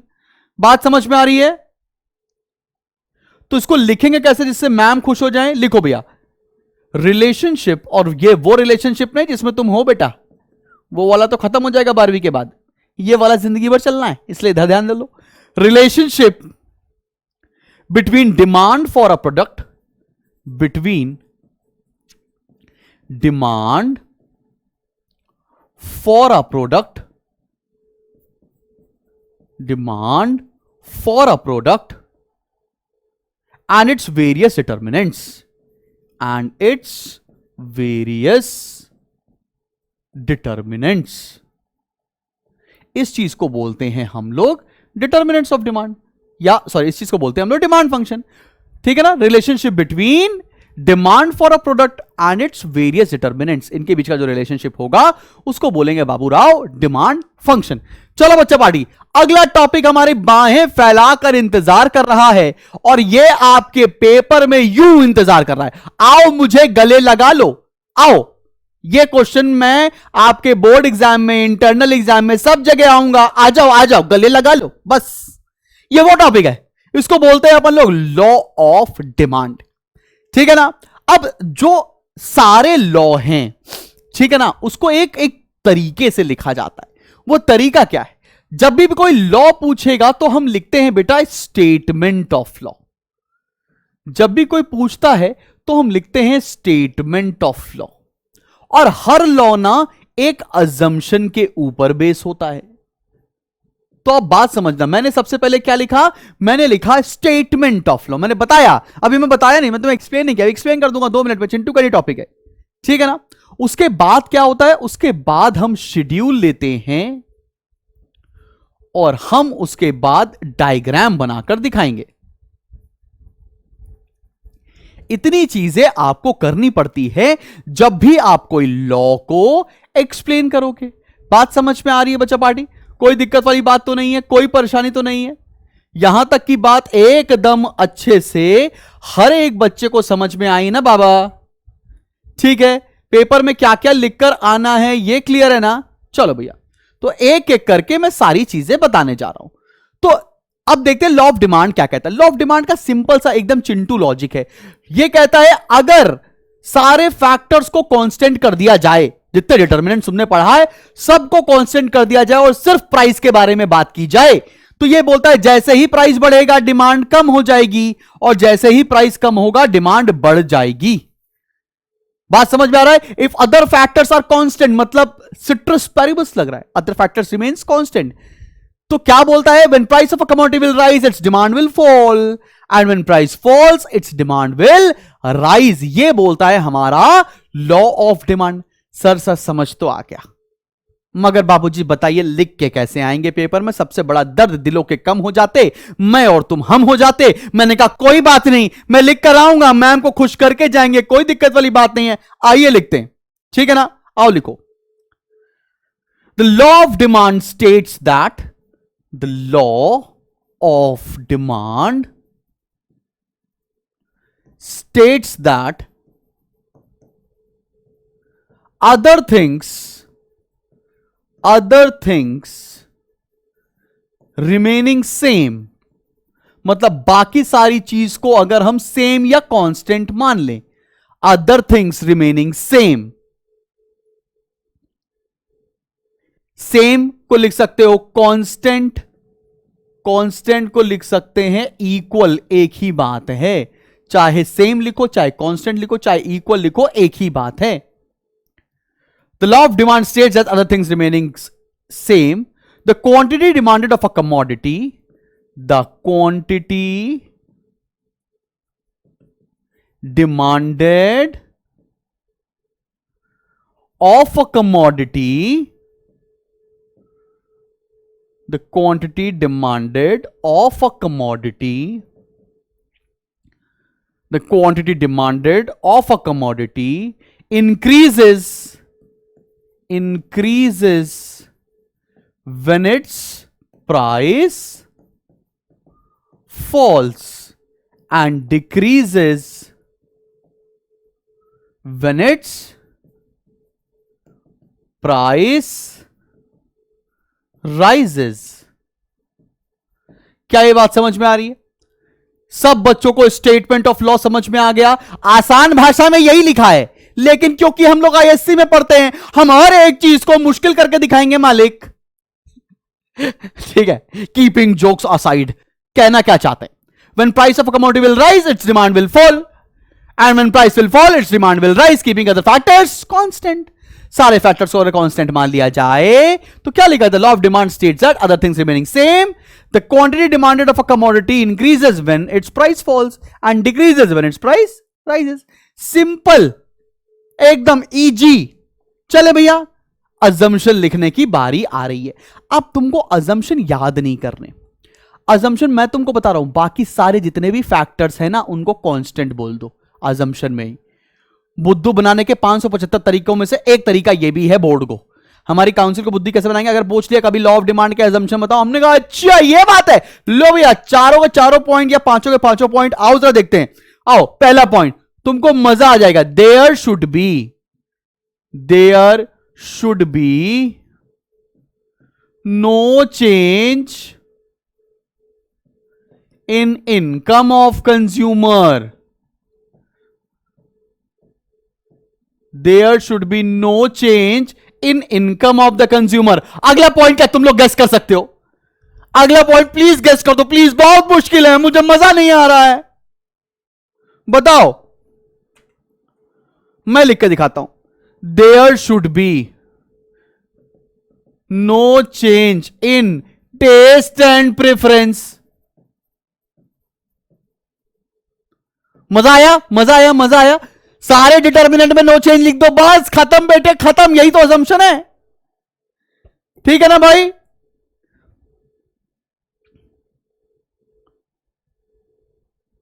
There should be no change in prices of related goods. कोई चेंज उधर भी नहीं होना चाहिए। आओ, fourth point, there should be no change in income distribution. क्या इस तरह से तुम सारे पॉइंट लिख सकते हो? और सारे पॉइंट लिखने क्यों? तुम्हें डिटर्मिनेंट्स याद हैं, तो तुम्हारे लिए अजम्पशन क्या हो जाएगा? चुटकी में चिपकाए फेविक्विक हो जाएगा, है कि नहीं भाई? ये क्वेश्चन आते ही जुमा केसरी हो जाएगा भाई साहब, ठीक है? लॉजिकल है, बढ़े आगे। जादूगर बना दे तुमको, बन गए ना तुम जादूगर आज। चलो आओ देखते हैं एक डिमांड शेड्यूल क्या होगा। अब हम आपको इंडिविजुअल डिमांड शेड्यूल बताएंगे, फिर मार्केट डिमांड शेड्यूल बताएंगे, उसके बाद हम तुमको दोनों के डायग्राम बताएंगे और तुम तालियां बजाते बजाते घर चले जाओगे। देखना यही होने वाला है। इंडिविजुअल डिमांड शेड्यूल बताएंगे, उसके बाद इंडिविजुअल और मार्केट डिमांड कर्व भी बताने जा रहे हैं, ठीक है, आओ इंडिविजुअल डिमांड शेड्यूल मतलब एक बंदे का डिमांड शेड्यूल। ये प्राइस है, यहां पर क्वांटिटी डिमांड ऑफ ए ले लिया, मान लो मैंने ये प्राइस है, मैंने क्वांटिटी डिमांडेड ऑफ ए ले लिया, ठीक है ना। प्राइस था 100, डिमांड थी 500, प्राइस हो गया 50, डिमांड हो गई 1000। बोलो मजा आ गया, कोई दिक्कत वाली बात तो नहीं है, एकदम क्लियर है, इसमें कोई परेशानी, कोई मुसीबत, कोई टेढ़ी बात तो नहीं है ना, बताओ ना भाई, ठीक है ना। अब निकाल ले मार्केट डिमांड शेड्यूल। अब मार्केट डिमांड कैसे शेड्यूल निकालते हैं भाई, देखो आप पहले निकालो प्राइस और क्वांटिटी डिमांड ऑफ ए, फिर निकाल लो क्वांटिटी डिमांड ऑफ बी, और ए और बी को प्लस कर दोगे तो क्या आ जाएगा, मार्केट डिमांड। बोले तो ए प्लस बी, है कि नहीं, बात समझ में आ रही है। प्राइस 100 है, डिमांड 500 है, प्राइस 50 है, डिमांड 1000 है। बात देखना, 100 पे मान लो बी की डिमांड थी 1000 और 50 होने पर बी की डिमांड हो गई थी 2000, तो मार्केट डिमांड कितनी हो गई, ए की डिमांड प्लस बी की डिमांड मतलब 1500 रुपए और 3000 रुपए। तो तुमने क्या डिमांड शेड्यूल बना लिया, ए का डिमांड शेड्यूल, एक बंदे का demand schedule, individual demand schedule. कई सारे बंदों की डिमांड को अगर हम ऐड कर देंगे तो क्या बन जाएगा, मार्केट डिमांड शेड्यूल। सब बच्चों को समझ में आ रही है ये बात, एकदम क्लियर है ना, आसान है माफिक, कोई दिक्कत तो नहीं। अब इसका डिमांड कर्व कैसे बनाएंगे, आओ जरा देखो, बना रहे भैया इंडिविजुअल डिमांड कर्व। आओ, X axis origin, Y axis, यहां पर है प्राइस, यहां है क्वांटिटी डिमांडेड ऑफ ए, ठीक है ना। शेड्यूल हम लोगों ने पीछे लिया ही हुआ है, 100 है और प्राइस 50 है। जब प्राइस पहले 50, ये रहा 100, डिमांड थी 500 और डिमांड हो गई 1000, है ना। देखो यही ना, डिमांड 500, डिमांड 1000। अब 100 प्राइस पर डिमांड कितनी है, 500। 100 प्राइस पर डिमांड कितनी है, 500, पहला पॉइंट ये हो गया। 50 पॉइंट पर डिमांड कितनी है, 50 प्राइस पर 1000। तो ये डिमांड कर्व कैसा बन रहा है, ये डिमांड कर्व इस पॉइंट से मीट करा दो, ये बन गया डी डी, और it's a downward sloping demand curve, मतलब ऊपर से नीचे की तरफ बढ़ रहा है। ये हमने क्या बनाया, एक इंडिविजुअल का डिमांड कर्व बनाया। अब देखा जाए मार्केट डिमांड कर्व कैसे बनाएंगे। मार्केट डिमांड कर्व में तुमको ए का डिमांड कर्व बनाना पड़ेगा, बी का बनाना पड़ेगा, फिर दोनों को मर्ज करके मार्केट का डिमांड कर्व बनाना पड़ेगा। हमने कहा कोई टेंशन वाली बात ही नहीं है, हम इधर बना देते हैं ए का डिमांड, ठीक है ना।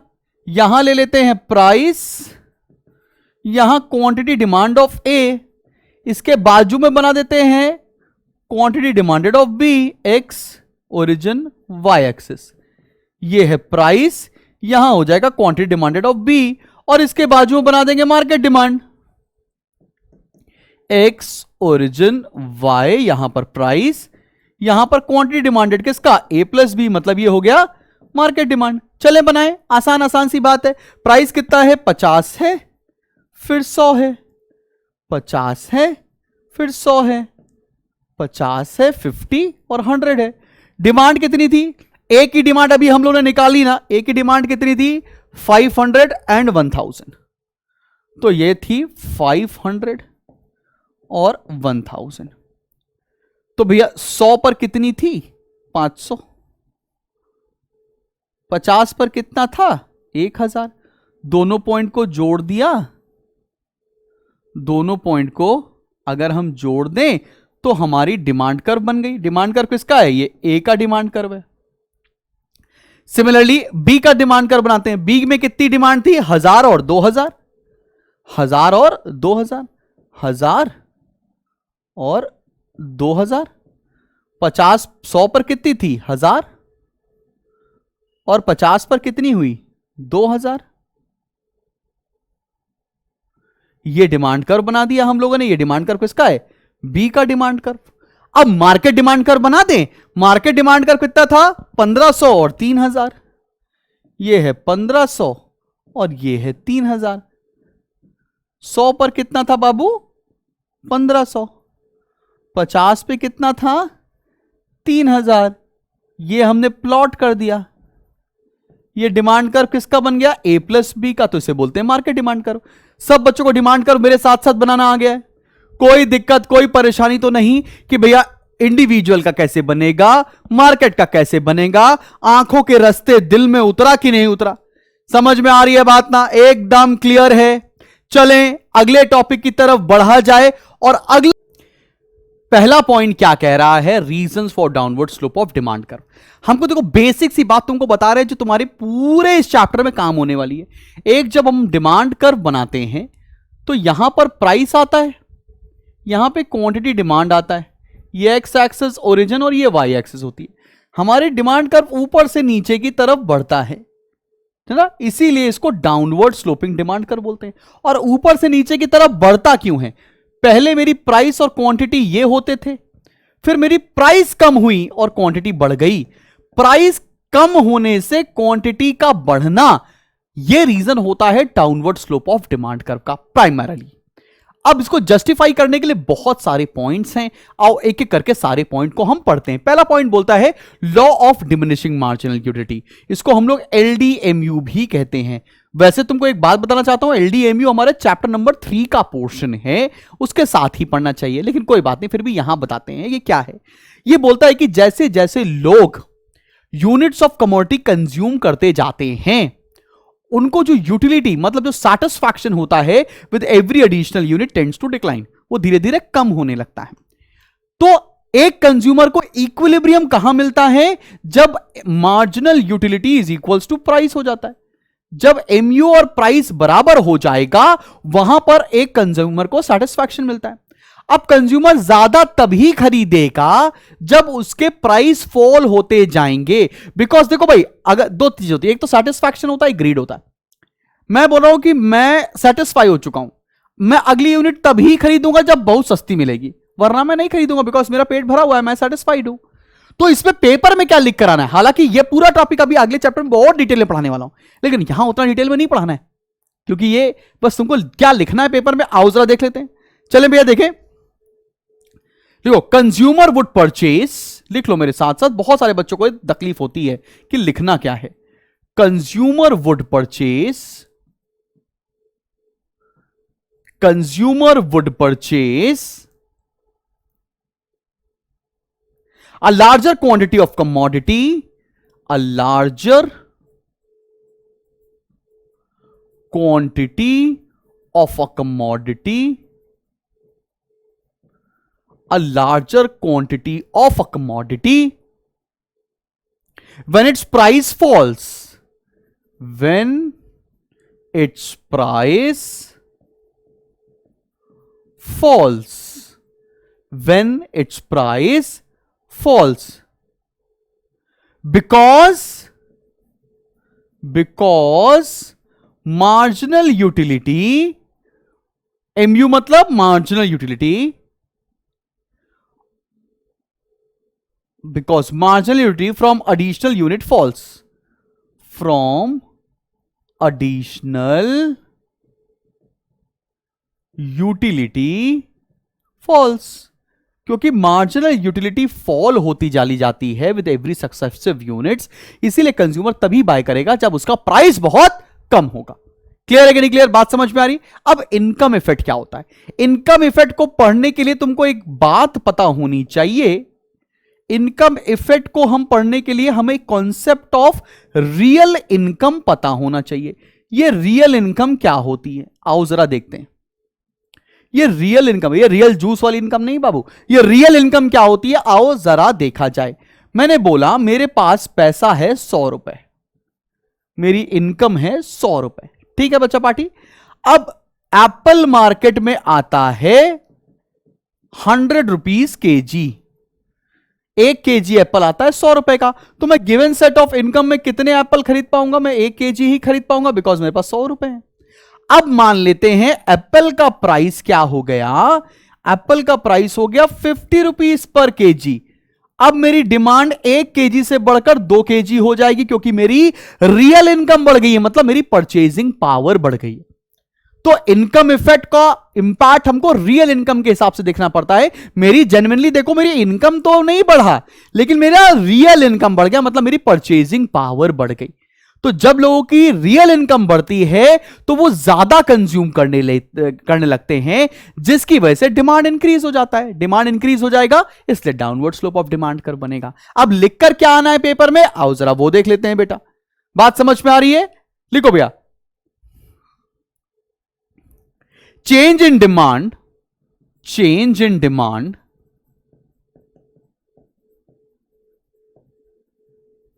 on account of change in real income, on account of change in real income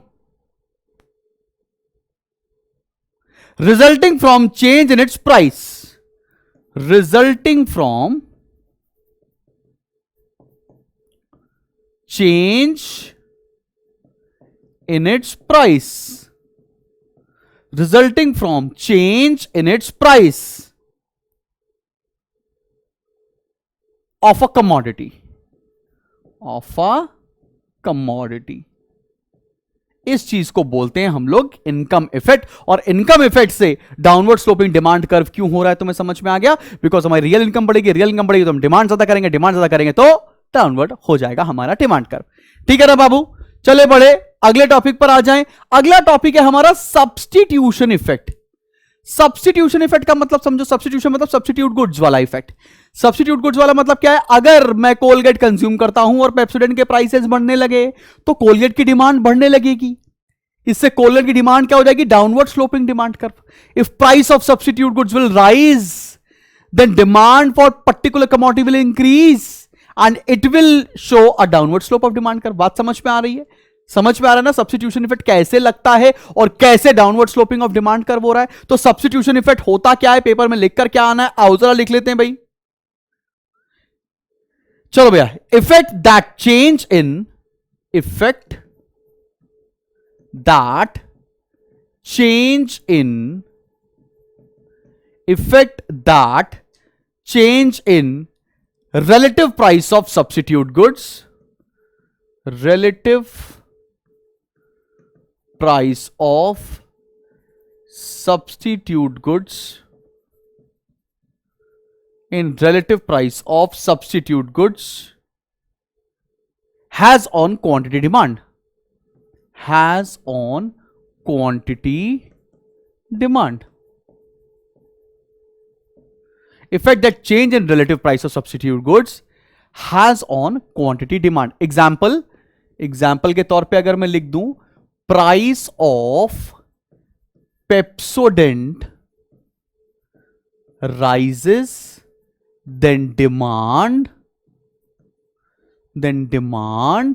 for Colgate increases and because of this demand जब बढ़ेगी तो वो downward slope of demand curve होगी. बात समझ में आ रहा है? Increase in number of consumers, इसका मतलब क्या हुआ? इसका मतलब क्या हुआ? मान लेते हैं पहले एक कमोडिटी, मान लेते हैं ग्रेप्स. पहले ग्रेप्स आते थे 100 रुपए केजी या 1000 रुपए केजी, महंगे ग्रेप्स है. ठीक है ना? एलिजाबेथ खाती थी वो वाला ग्रेप है. ये ग्रेप है. ग्रेप जूस तो बहुत महंगा मिलता है, सारे लोगों को पता होगा भाई. ग्रेप्स है, 1000 रुपए किलो आता था साहिब. तो कौन खाता था? सिर्फ रिच लोग खाते थे, अमीर केवल खा रहा था. अब ग्रेप्स का रेट हो गया है मान लो 1000 केजी से 100 रुपए केजी. तो अब क्या होगा? बहुत सारे नए कंज्यूमर्स आ जाएंगे जो ग्रेप्स का कंजम्पशन करने लग जाएंगे. एकदम से number of consumers will rise. पहले जो गरीब थे, जो इतने अमीर नहीं थे, जो 1000 रुपए केजी अफोर्ड कर सके, वो नहीं खा रहे थे. अब प्राइस सस्ता हो गया, 100 रुपए केजी हो गया. तब number of consumer will rise. बात समझ में आ रही है सभी लोगों को? इसको बोलते हैं increase in number of consumer से downward slope of demand curve कैसे होगा? क्योंकि अब एकदम से ग्रेप्स की कंजम्पशन बढ़ जाएगा और वो downward slope of demand curve हो जाएगा. बात समझ में आ रही है? लिखो, when price of a commodity,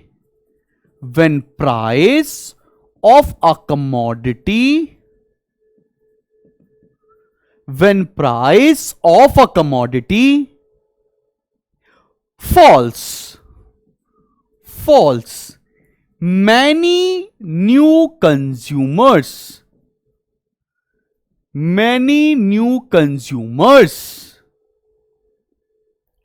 will start purchasing the commodity. Will start purchasing the commodity. Will start purchasing the commodity. Hence demand will rise. Hence demand will rise. और demand जब बढ़ेगा तो downward slope of demand curve हो जाएगा. बात समझ में आ रही है सभी लोगों को? Increase in number of consumers कैसे इंपैक्ट करता है downward slope of demand curve, एकदम क्लियर है. ये क्वेश्चन बहुत इंपॉर्टेंट है. Reasons for downward slope of demand curve बहुत इंपॉर्टेंट है बेटा, पेपर में हद से ज्यादा पूछा जाता है. ठीक है, अब आते हैं several uses of a commodity के ऊपर. अब एग्जाम्पल के तौर पे अगर मैं तुमको बताना चाहूं तो अगर मान लो एक कोई कमोडिटी है, मैं मान लेता हूं उसका नाम है इलेक्ट्रिसिटी. अगर इलेक्ट्रिसिटी बहुत कॉस्टली है, 100 रुपए यूनिट है. आज कितना रुपए यूनिट है? घर पे हमारे 10 रुपए होती है. अगर 100 रुपए यूनिट होगी तो बिजली का काम एसी पंखा चलाने के लिए नहीं होगा, बिजली का काम सिर्फ लाइट जलाने के लिए होगा. अगर किसी भी गुड्स का मल्टीपल यूज होता है और उसका कॉस्ट ज्यादा है तो सबसे इंपॉर्टेंट यूज के लिए उसको यूज किया जाता है. और अगर किसी गुड्स के मल्टीपल यूज हैं और इसका पैसा सस्ता हो जाए, कॉस्टली से अब ये चीप हो जाए, तो ये मल्टीपल चीजों के लिए इस्तेमाल किया जाएगा और इलेक्ट्रिसिटी की डिमांड बढ़ जाएगी. अगर इलेक्ट्रिसिटी के मल्टीपल यूज हैं और वो मार्केट में सस्ती आती है तो लोग भैया एसी भी चलाएंगे, खाना भी बनाने लगेंगे, गाड़ियां भी चलाएंगे, उसके ऊपर मजे ही मजे. बात समझ में आ रही है आपको? अगर if a good has multiple uses and if its price is less then people will buy या use more electricity. The demand for electricity will rise and it will have a downward slope of demand curve. बात समझ में आ रही है? अब लिखकर क्या आना है, आओ जरा लिखते हैं भैया. लिखो भैया, आओ लिखकर आते हैं. when the price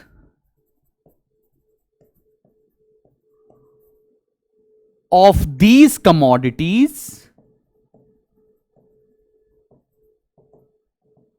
which have multiple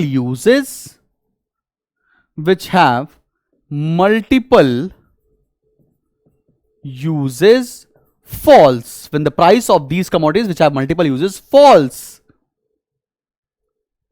then demand will rise.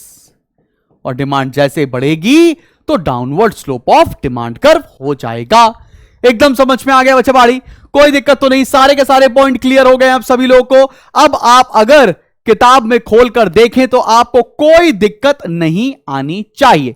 चलिए बढ़ते हैं हम लोग अगले टॉपिक की तरफ. Exceptions to law of demand में आपका स्वागत है. तो exceptions to law of demand क्या है? मतलब वो सारी चीजें जो लॉ ऑफ डिमांड को फॉलो नहीं करती हैं.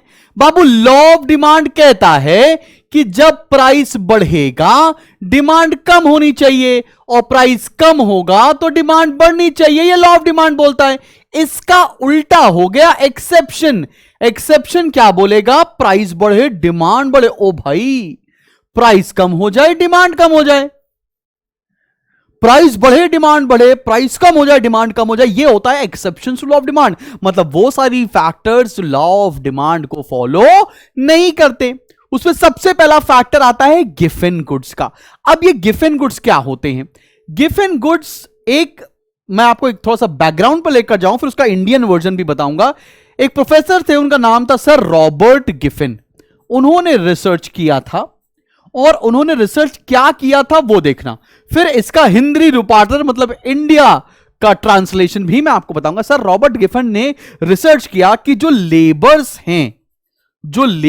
हैं, कहां के लेबर्स? यूएसए के लेबर्स, अमेरिकन लेबर्स हैं. वो खाने में ना सिर्फ दो चीजें खाते हैं. क्या क्या? एक खाते हैं मीट और एक खाते हैं ब्रेड. ब्रेड मतलब रोटी. मीट खाते हैं और ब्रेड खाते हैं. मीट और ब्रेड में मीट एक सुपीरियर प्रोडक्ट है और ब्रेड एक इंफीरियर प्रोडक्ट है. अब यूएसए में इन्फ्लेशन आना शुरू हुआ. इन्फ्लेशन मतलब यूएसए में प्राइस राइज होने लगे, महंगाई बढ़ने लगी. मीट के भी प्राइस बढ़ रहे थे और ब्रेड के भी प्राइसेस बढ़ रहे थे। अब मेरी बात सुनना, क्या हुआ? इंसान का पेट किससे भरता है, रोटी से कि सब्जी से? आंसर मिलता है इंसान का पेट भरता है सर रोटी से। तो ब्रेड और मीट में लेबर का पेट किससे भरेगा, ब्रेड से कि मीट से? आंसर मिलता है ब्रेड से। तो जब दोनों के प्राइसेस बढ़ रहे थे, मीट भी महंगा हो रहा था, ब्रेड भी महंगी हो रही थी, तो वहां के लेबर्स ने क्या करा? वहां के लेबर्स ने ब्रेड की डिमांड बढ़ा दी। ब्रेड की डिमांड बढ़ाने से क्या हुआ? ये गिफिन पैराडॉक्स बन गया। मतलब it is against law of demand, क्योंकि ब्रेड महंगी हो रही है और उसका डिमांड भी बढ़ रहा है। इस पूरे इफेक्ट को गिफिन पैराडॉक्स बोलते थे और यह दिया था सर रॉबर्ट गिफिन ने। इसी तरह इंडिया में इसका जो हिंदी रूपांतरण है उसमें आप मेज और ज्वार, व्हीट और राइस के एग्जाम्पल्स के थ्रू समझाया हुआ है। बात समझ में आ रही है? कहना क्या चाहते हैं वो क्लियर है। अब पेपर में क्या लिख कर आएंगे, चलो वो देख लेते हैं। आओ बच्चा मेरे साथ साथ लिखते हैं कि आपको एग्जाम में क्या लिखकर आना है। लिखो, those inferior goods, those inferior goods, those inferior goods on which consumer spends, on which consumer spends, on which consumer spends a large part of his income, a large part of his income। मतलब खाने पे large part खर्च करते हैं ना, खाने पे बहुत ज्यादा पैसा खर्च करते हैं। a large part of his income and the demand for which falls, and the demand for which falls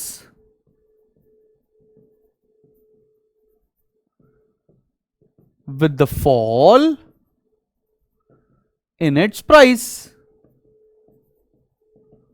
and the demand for which falls with the fall in its price। जैसे प्राइस सस्ता हो गया, जैसे bread सस्ती हो गई, meet भी सस्ता हो गया, तो लोगों ने ब्रेड का कंजम्पशन कम कर दिया।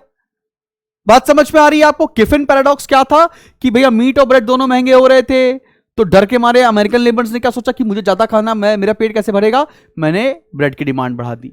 और जब दोनों के प्राइसेस कम होने लगे तो लोगों ने कहा कि क्या है जरूरत, मीट खाते हैं ब्रेड खाते हैं, दोनों ब्रेड का डिमांड उन्होंने कम कर दिया with the fall in price, which is against law of demand. That's why इसको exception to law of demand की कैटेगरी में लिखते हैं। बात समझ में आ रही है? चलें आगे बढ़ते हैं। Articles of snob appeal. ये स्नॉब अपील क्या होती है? स्नॉब अपील का मतलब है दिखावे के लिए सामान लेना। स्नॉब अपील का मतलब क्या है? हमको मार्केट में सिर्फ अपने आप को शो ऑफ करना है कि मेरे घर में महंगी ज्वेलरी है, महंगी पेंटिंग है, बड़ी गाड़ियां हैं। इन सारे कंजम्पशन को कंस्पिक्वस कंजम्पशन कहा जाता है। आओ जरा लिख लो, क्या बोला था? कंस्पिक्वस कंजम्पशन, CONSPICUOUS, कंस्पिक्वस, कंस्पिक्वस कंजम्पशन। और कंस्पिक्वस कंजम्पशन का टर्म जो बताया था वो प्रोफेसर वेबलन ने बताया था। इसको वेबलन इफेक्ट लेकिन नहीं बोलते, वेबलन इफेक्ट बोलते क्वालिटी प्राइस रिलेशनशिप वाले पॉइंट को, जो भी आगे आएगा। प्रोफेसर वेबलन ने ये टर्म कॉइन किया था, कंस्पिक्वस कंजम्पशन। अब तुम ही बताओ, अगर मैं अपनी वाइफ को, अब तुम अपनी वाइफ को नहीं, तुम अपनी बंदी को लेकर चले जाना। बंदी मतलब मां भी होती है, जब बदतमीज दोस्त भी होती है। मैं अगर ज्वेलरी लेकर जाऊं अपनी बीवी को दिखाने, तनिष्क लेके जाऊं, मैं बोला ये बीवी ये वाली ज्वेलरी है और एक दूसरी ज्वेलरी है, ये बड़ी खूबसूरत सी है 10 लाख की, ये एक 5 लाख रुपए की है, मेरी बीवी को कौन सी ज्वेलरी पसंद आएगी? रादर दुनिया की हर एक लेडी को कौन सी ज्वेलरी पसंद आने वाली है? उसको पसंद आएगी महंगी वाली ज्वेलरी, क्योंकि क्या उसको दिखावे के लिए सामान चाहिए, या हर लेडीज को क्या चाहिए? दिखावे के लिए। वैसे लड़कों के साथ कार के साथ होता है ऐसा, ठीक है ना? इसे क्या बोलते हैं? Articles of snob appeal. मतलब लॉ ऑफ डिमांड नहीं फॉलो होता है in the goods which are purchase for status symbol. तो यहां लिख सकते हैं law of demand does not apply to the goods which are purchased for status symbol, for status symbol, वो सामान जो स्टेटस सिंबल के लिहाजे से खरीदा जाता है उस पर लॉ ऑफ डिमांड कभी भी काम नहीं करता है। इसलिए जितना महंगा गुड होगा उतना अच्छा लगेगा। इस तरह के गुड्स के कंजम्पशन को कंस्पिक्युअस कंजम्पशन बोलते हैं। अब आते हैं अगले पॉइंट पे, एक्सपेक्टेशन अबाउट फ्यूचर प्राइसेस। अभी हम लोगों ने डिटरमिनेंट से भी पढ़ा था। अब एक्सपेक्टेशन क्या है कि फ्यूचर में प्राइसेस बढ़ जाएंगे बढ़ जाएंगे बढ़ जाएंगे, तो आज क्या होगा, आज उसकी डिमांड बढ़ जाएगी। और फ्यूचर में प्राइसेस कम हो जाएंगे तो आज उसकी डिमांड कम हो जाएगी। यही बात है, ठीक है ना। If in future price will rise then today demand will rise, तब आज डिमांड बढ़ जाएगा एंड वाइस वर्सा। बात समझ में आने लगी? कोई दिक्कत वाली बात तो नहीं है, ये एकदम क्लियर है। एक्सपेक्टेशन अबाउट फ्यूचर प्राइसेस कैसे हो जाएगा? क्लियर? सब बच्चों को समझ में आया?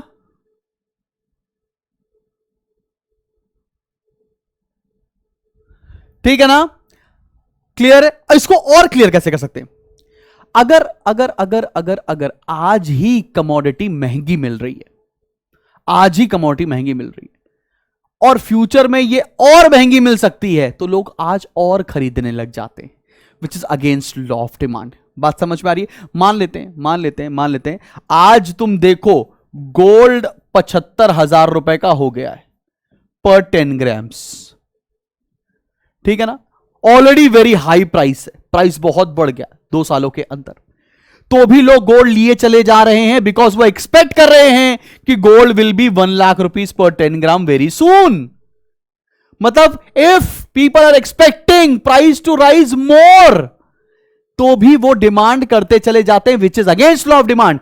If in future price will rise more than today demand will rise. बात समझ में आ रही है?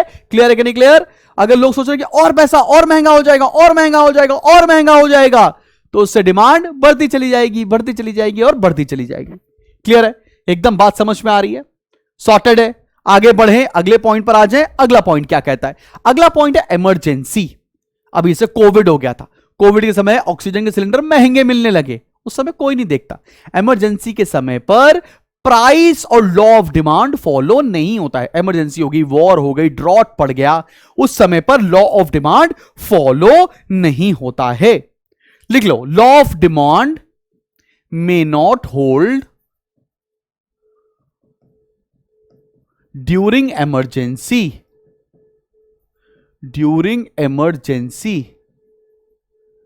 That is war, drought, famines. ठीक है ना? बात समझ में आ रही है? सबको क्लियर हो गया? ठीक है। क्वालिटी प्राइस रिलेशनशिप क्या होता है? इसको बोलते हैं बाबू Veblen effect. Veblen effect. Quality price relationship क्या होता है? लोग समझते हैं कि महंगा है तो बेहतर है, सस्ता है तो खराब है। लोगों का व्यू पॉइंट है, दे कंसिडर कि अगर महंगा है तो उसकी क्वालिटी बढ़िया होगी मालिक, वो सस्ता है क्वालिटी खराब है, बिल्कुल सस्ता है, महंगा बाजार में मिलता है ऐसा। बात समझ पे आ रही है? एकदम समझ पे आ रही है कि यार ये वेबलन इफेक्ट क्या होता है। लोग क्या अज्यूम करते हैं, if prices of a commodity is high then they consider to be a superior quality. तो चलो भाई लिख लेते हैं, आओ आओ आओ आओ, आओ लिख लेते हैं। Higher the price of goods, higher the price of goods, people consider it to be of great quality and hence demand rises. Clear? And lower the price of goods,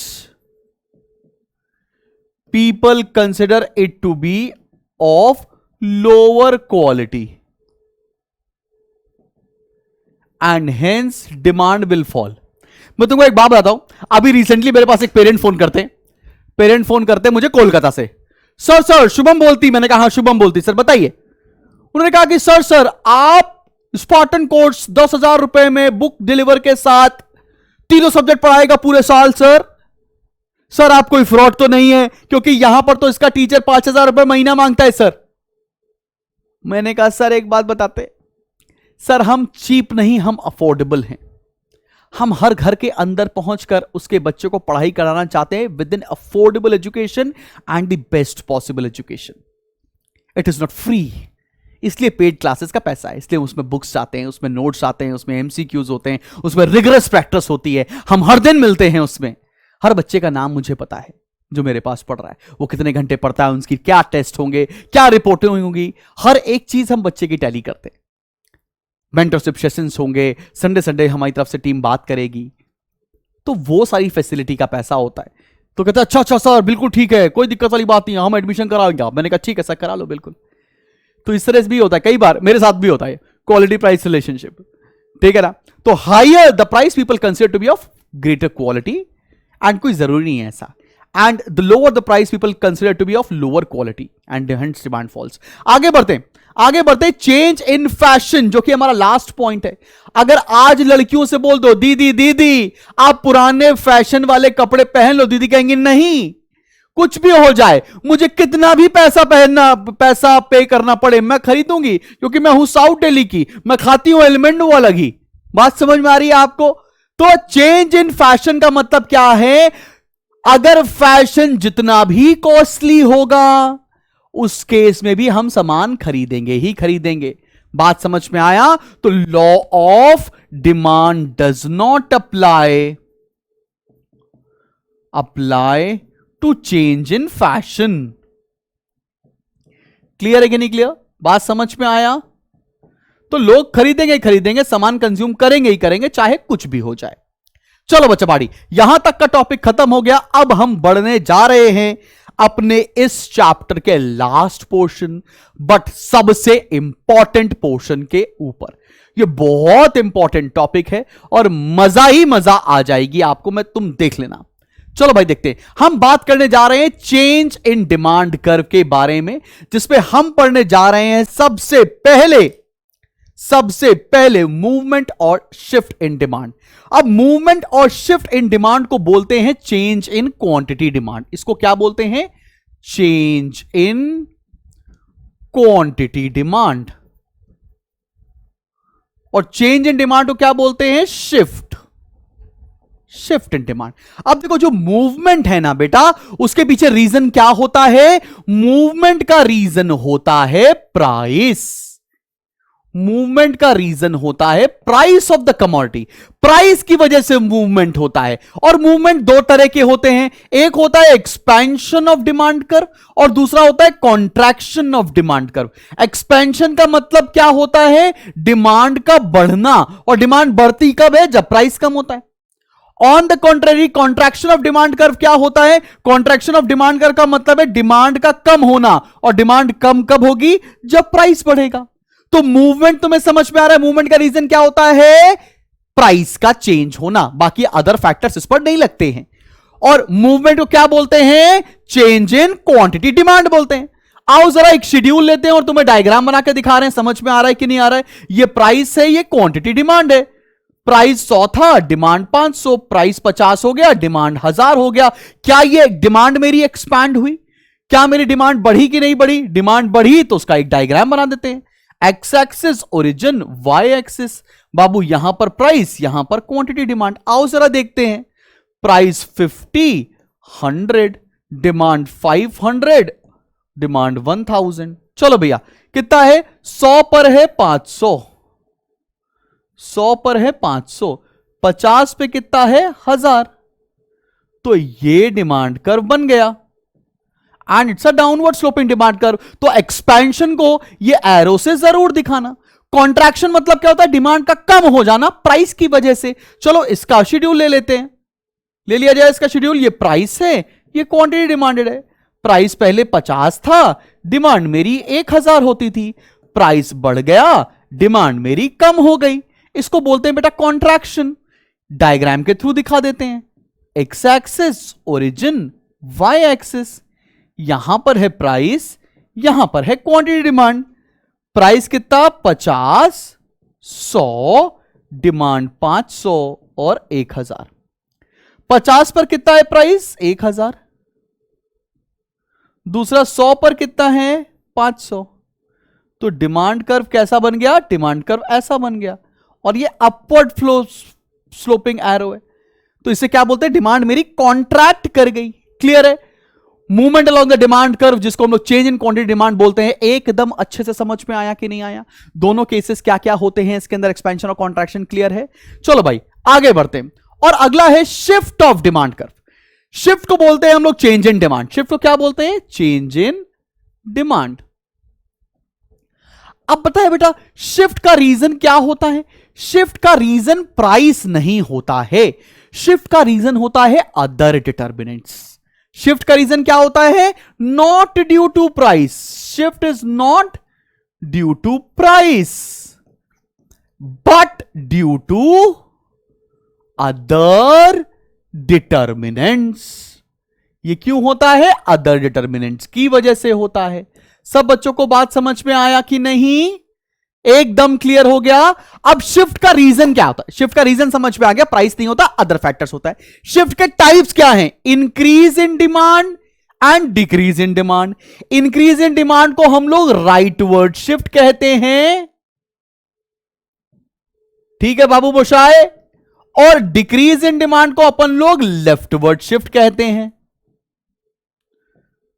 ठीक है, इंक्रीज इन डिमांड का मतलब rightward shift, rightward shift का मतलब demand का बढ़ जाना, decrease in demand का लेफ्टवर्ड शिफ्ट मतलब डिमांड का कम हो जाना। क्लियर है, क्लियर क्लियर क्लियर। इसका रीजन प्राइस नहीं होता है। आओ चलो इसका शेड्यूल बनाकर दिखाते हैं, प्राइस और क्वांटिटी डिमांड, प्राइस और क्वांटिटी डिमांड। आओ जरा देखो बच्चा बाड़ी, प्राइस और क्वांटिटी डिमांड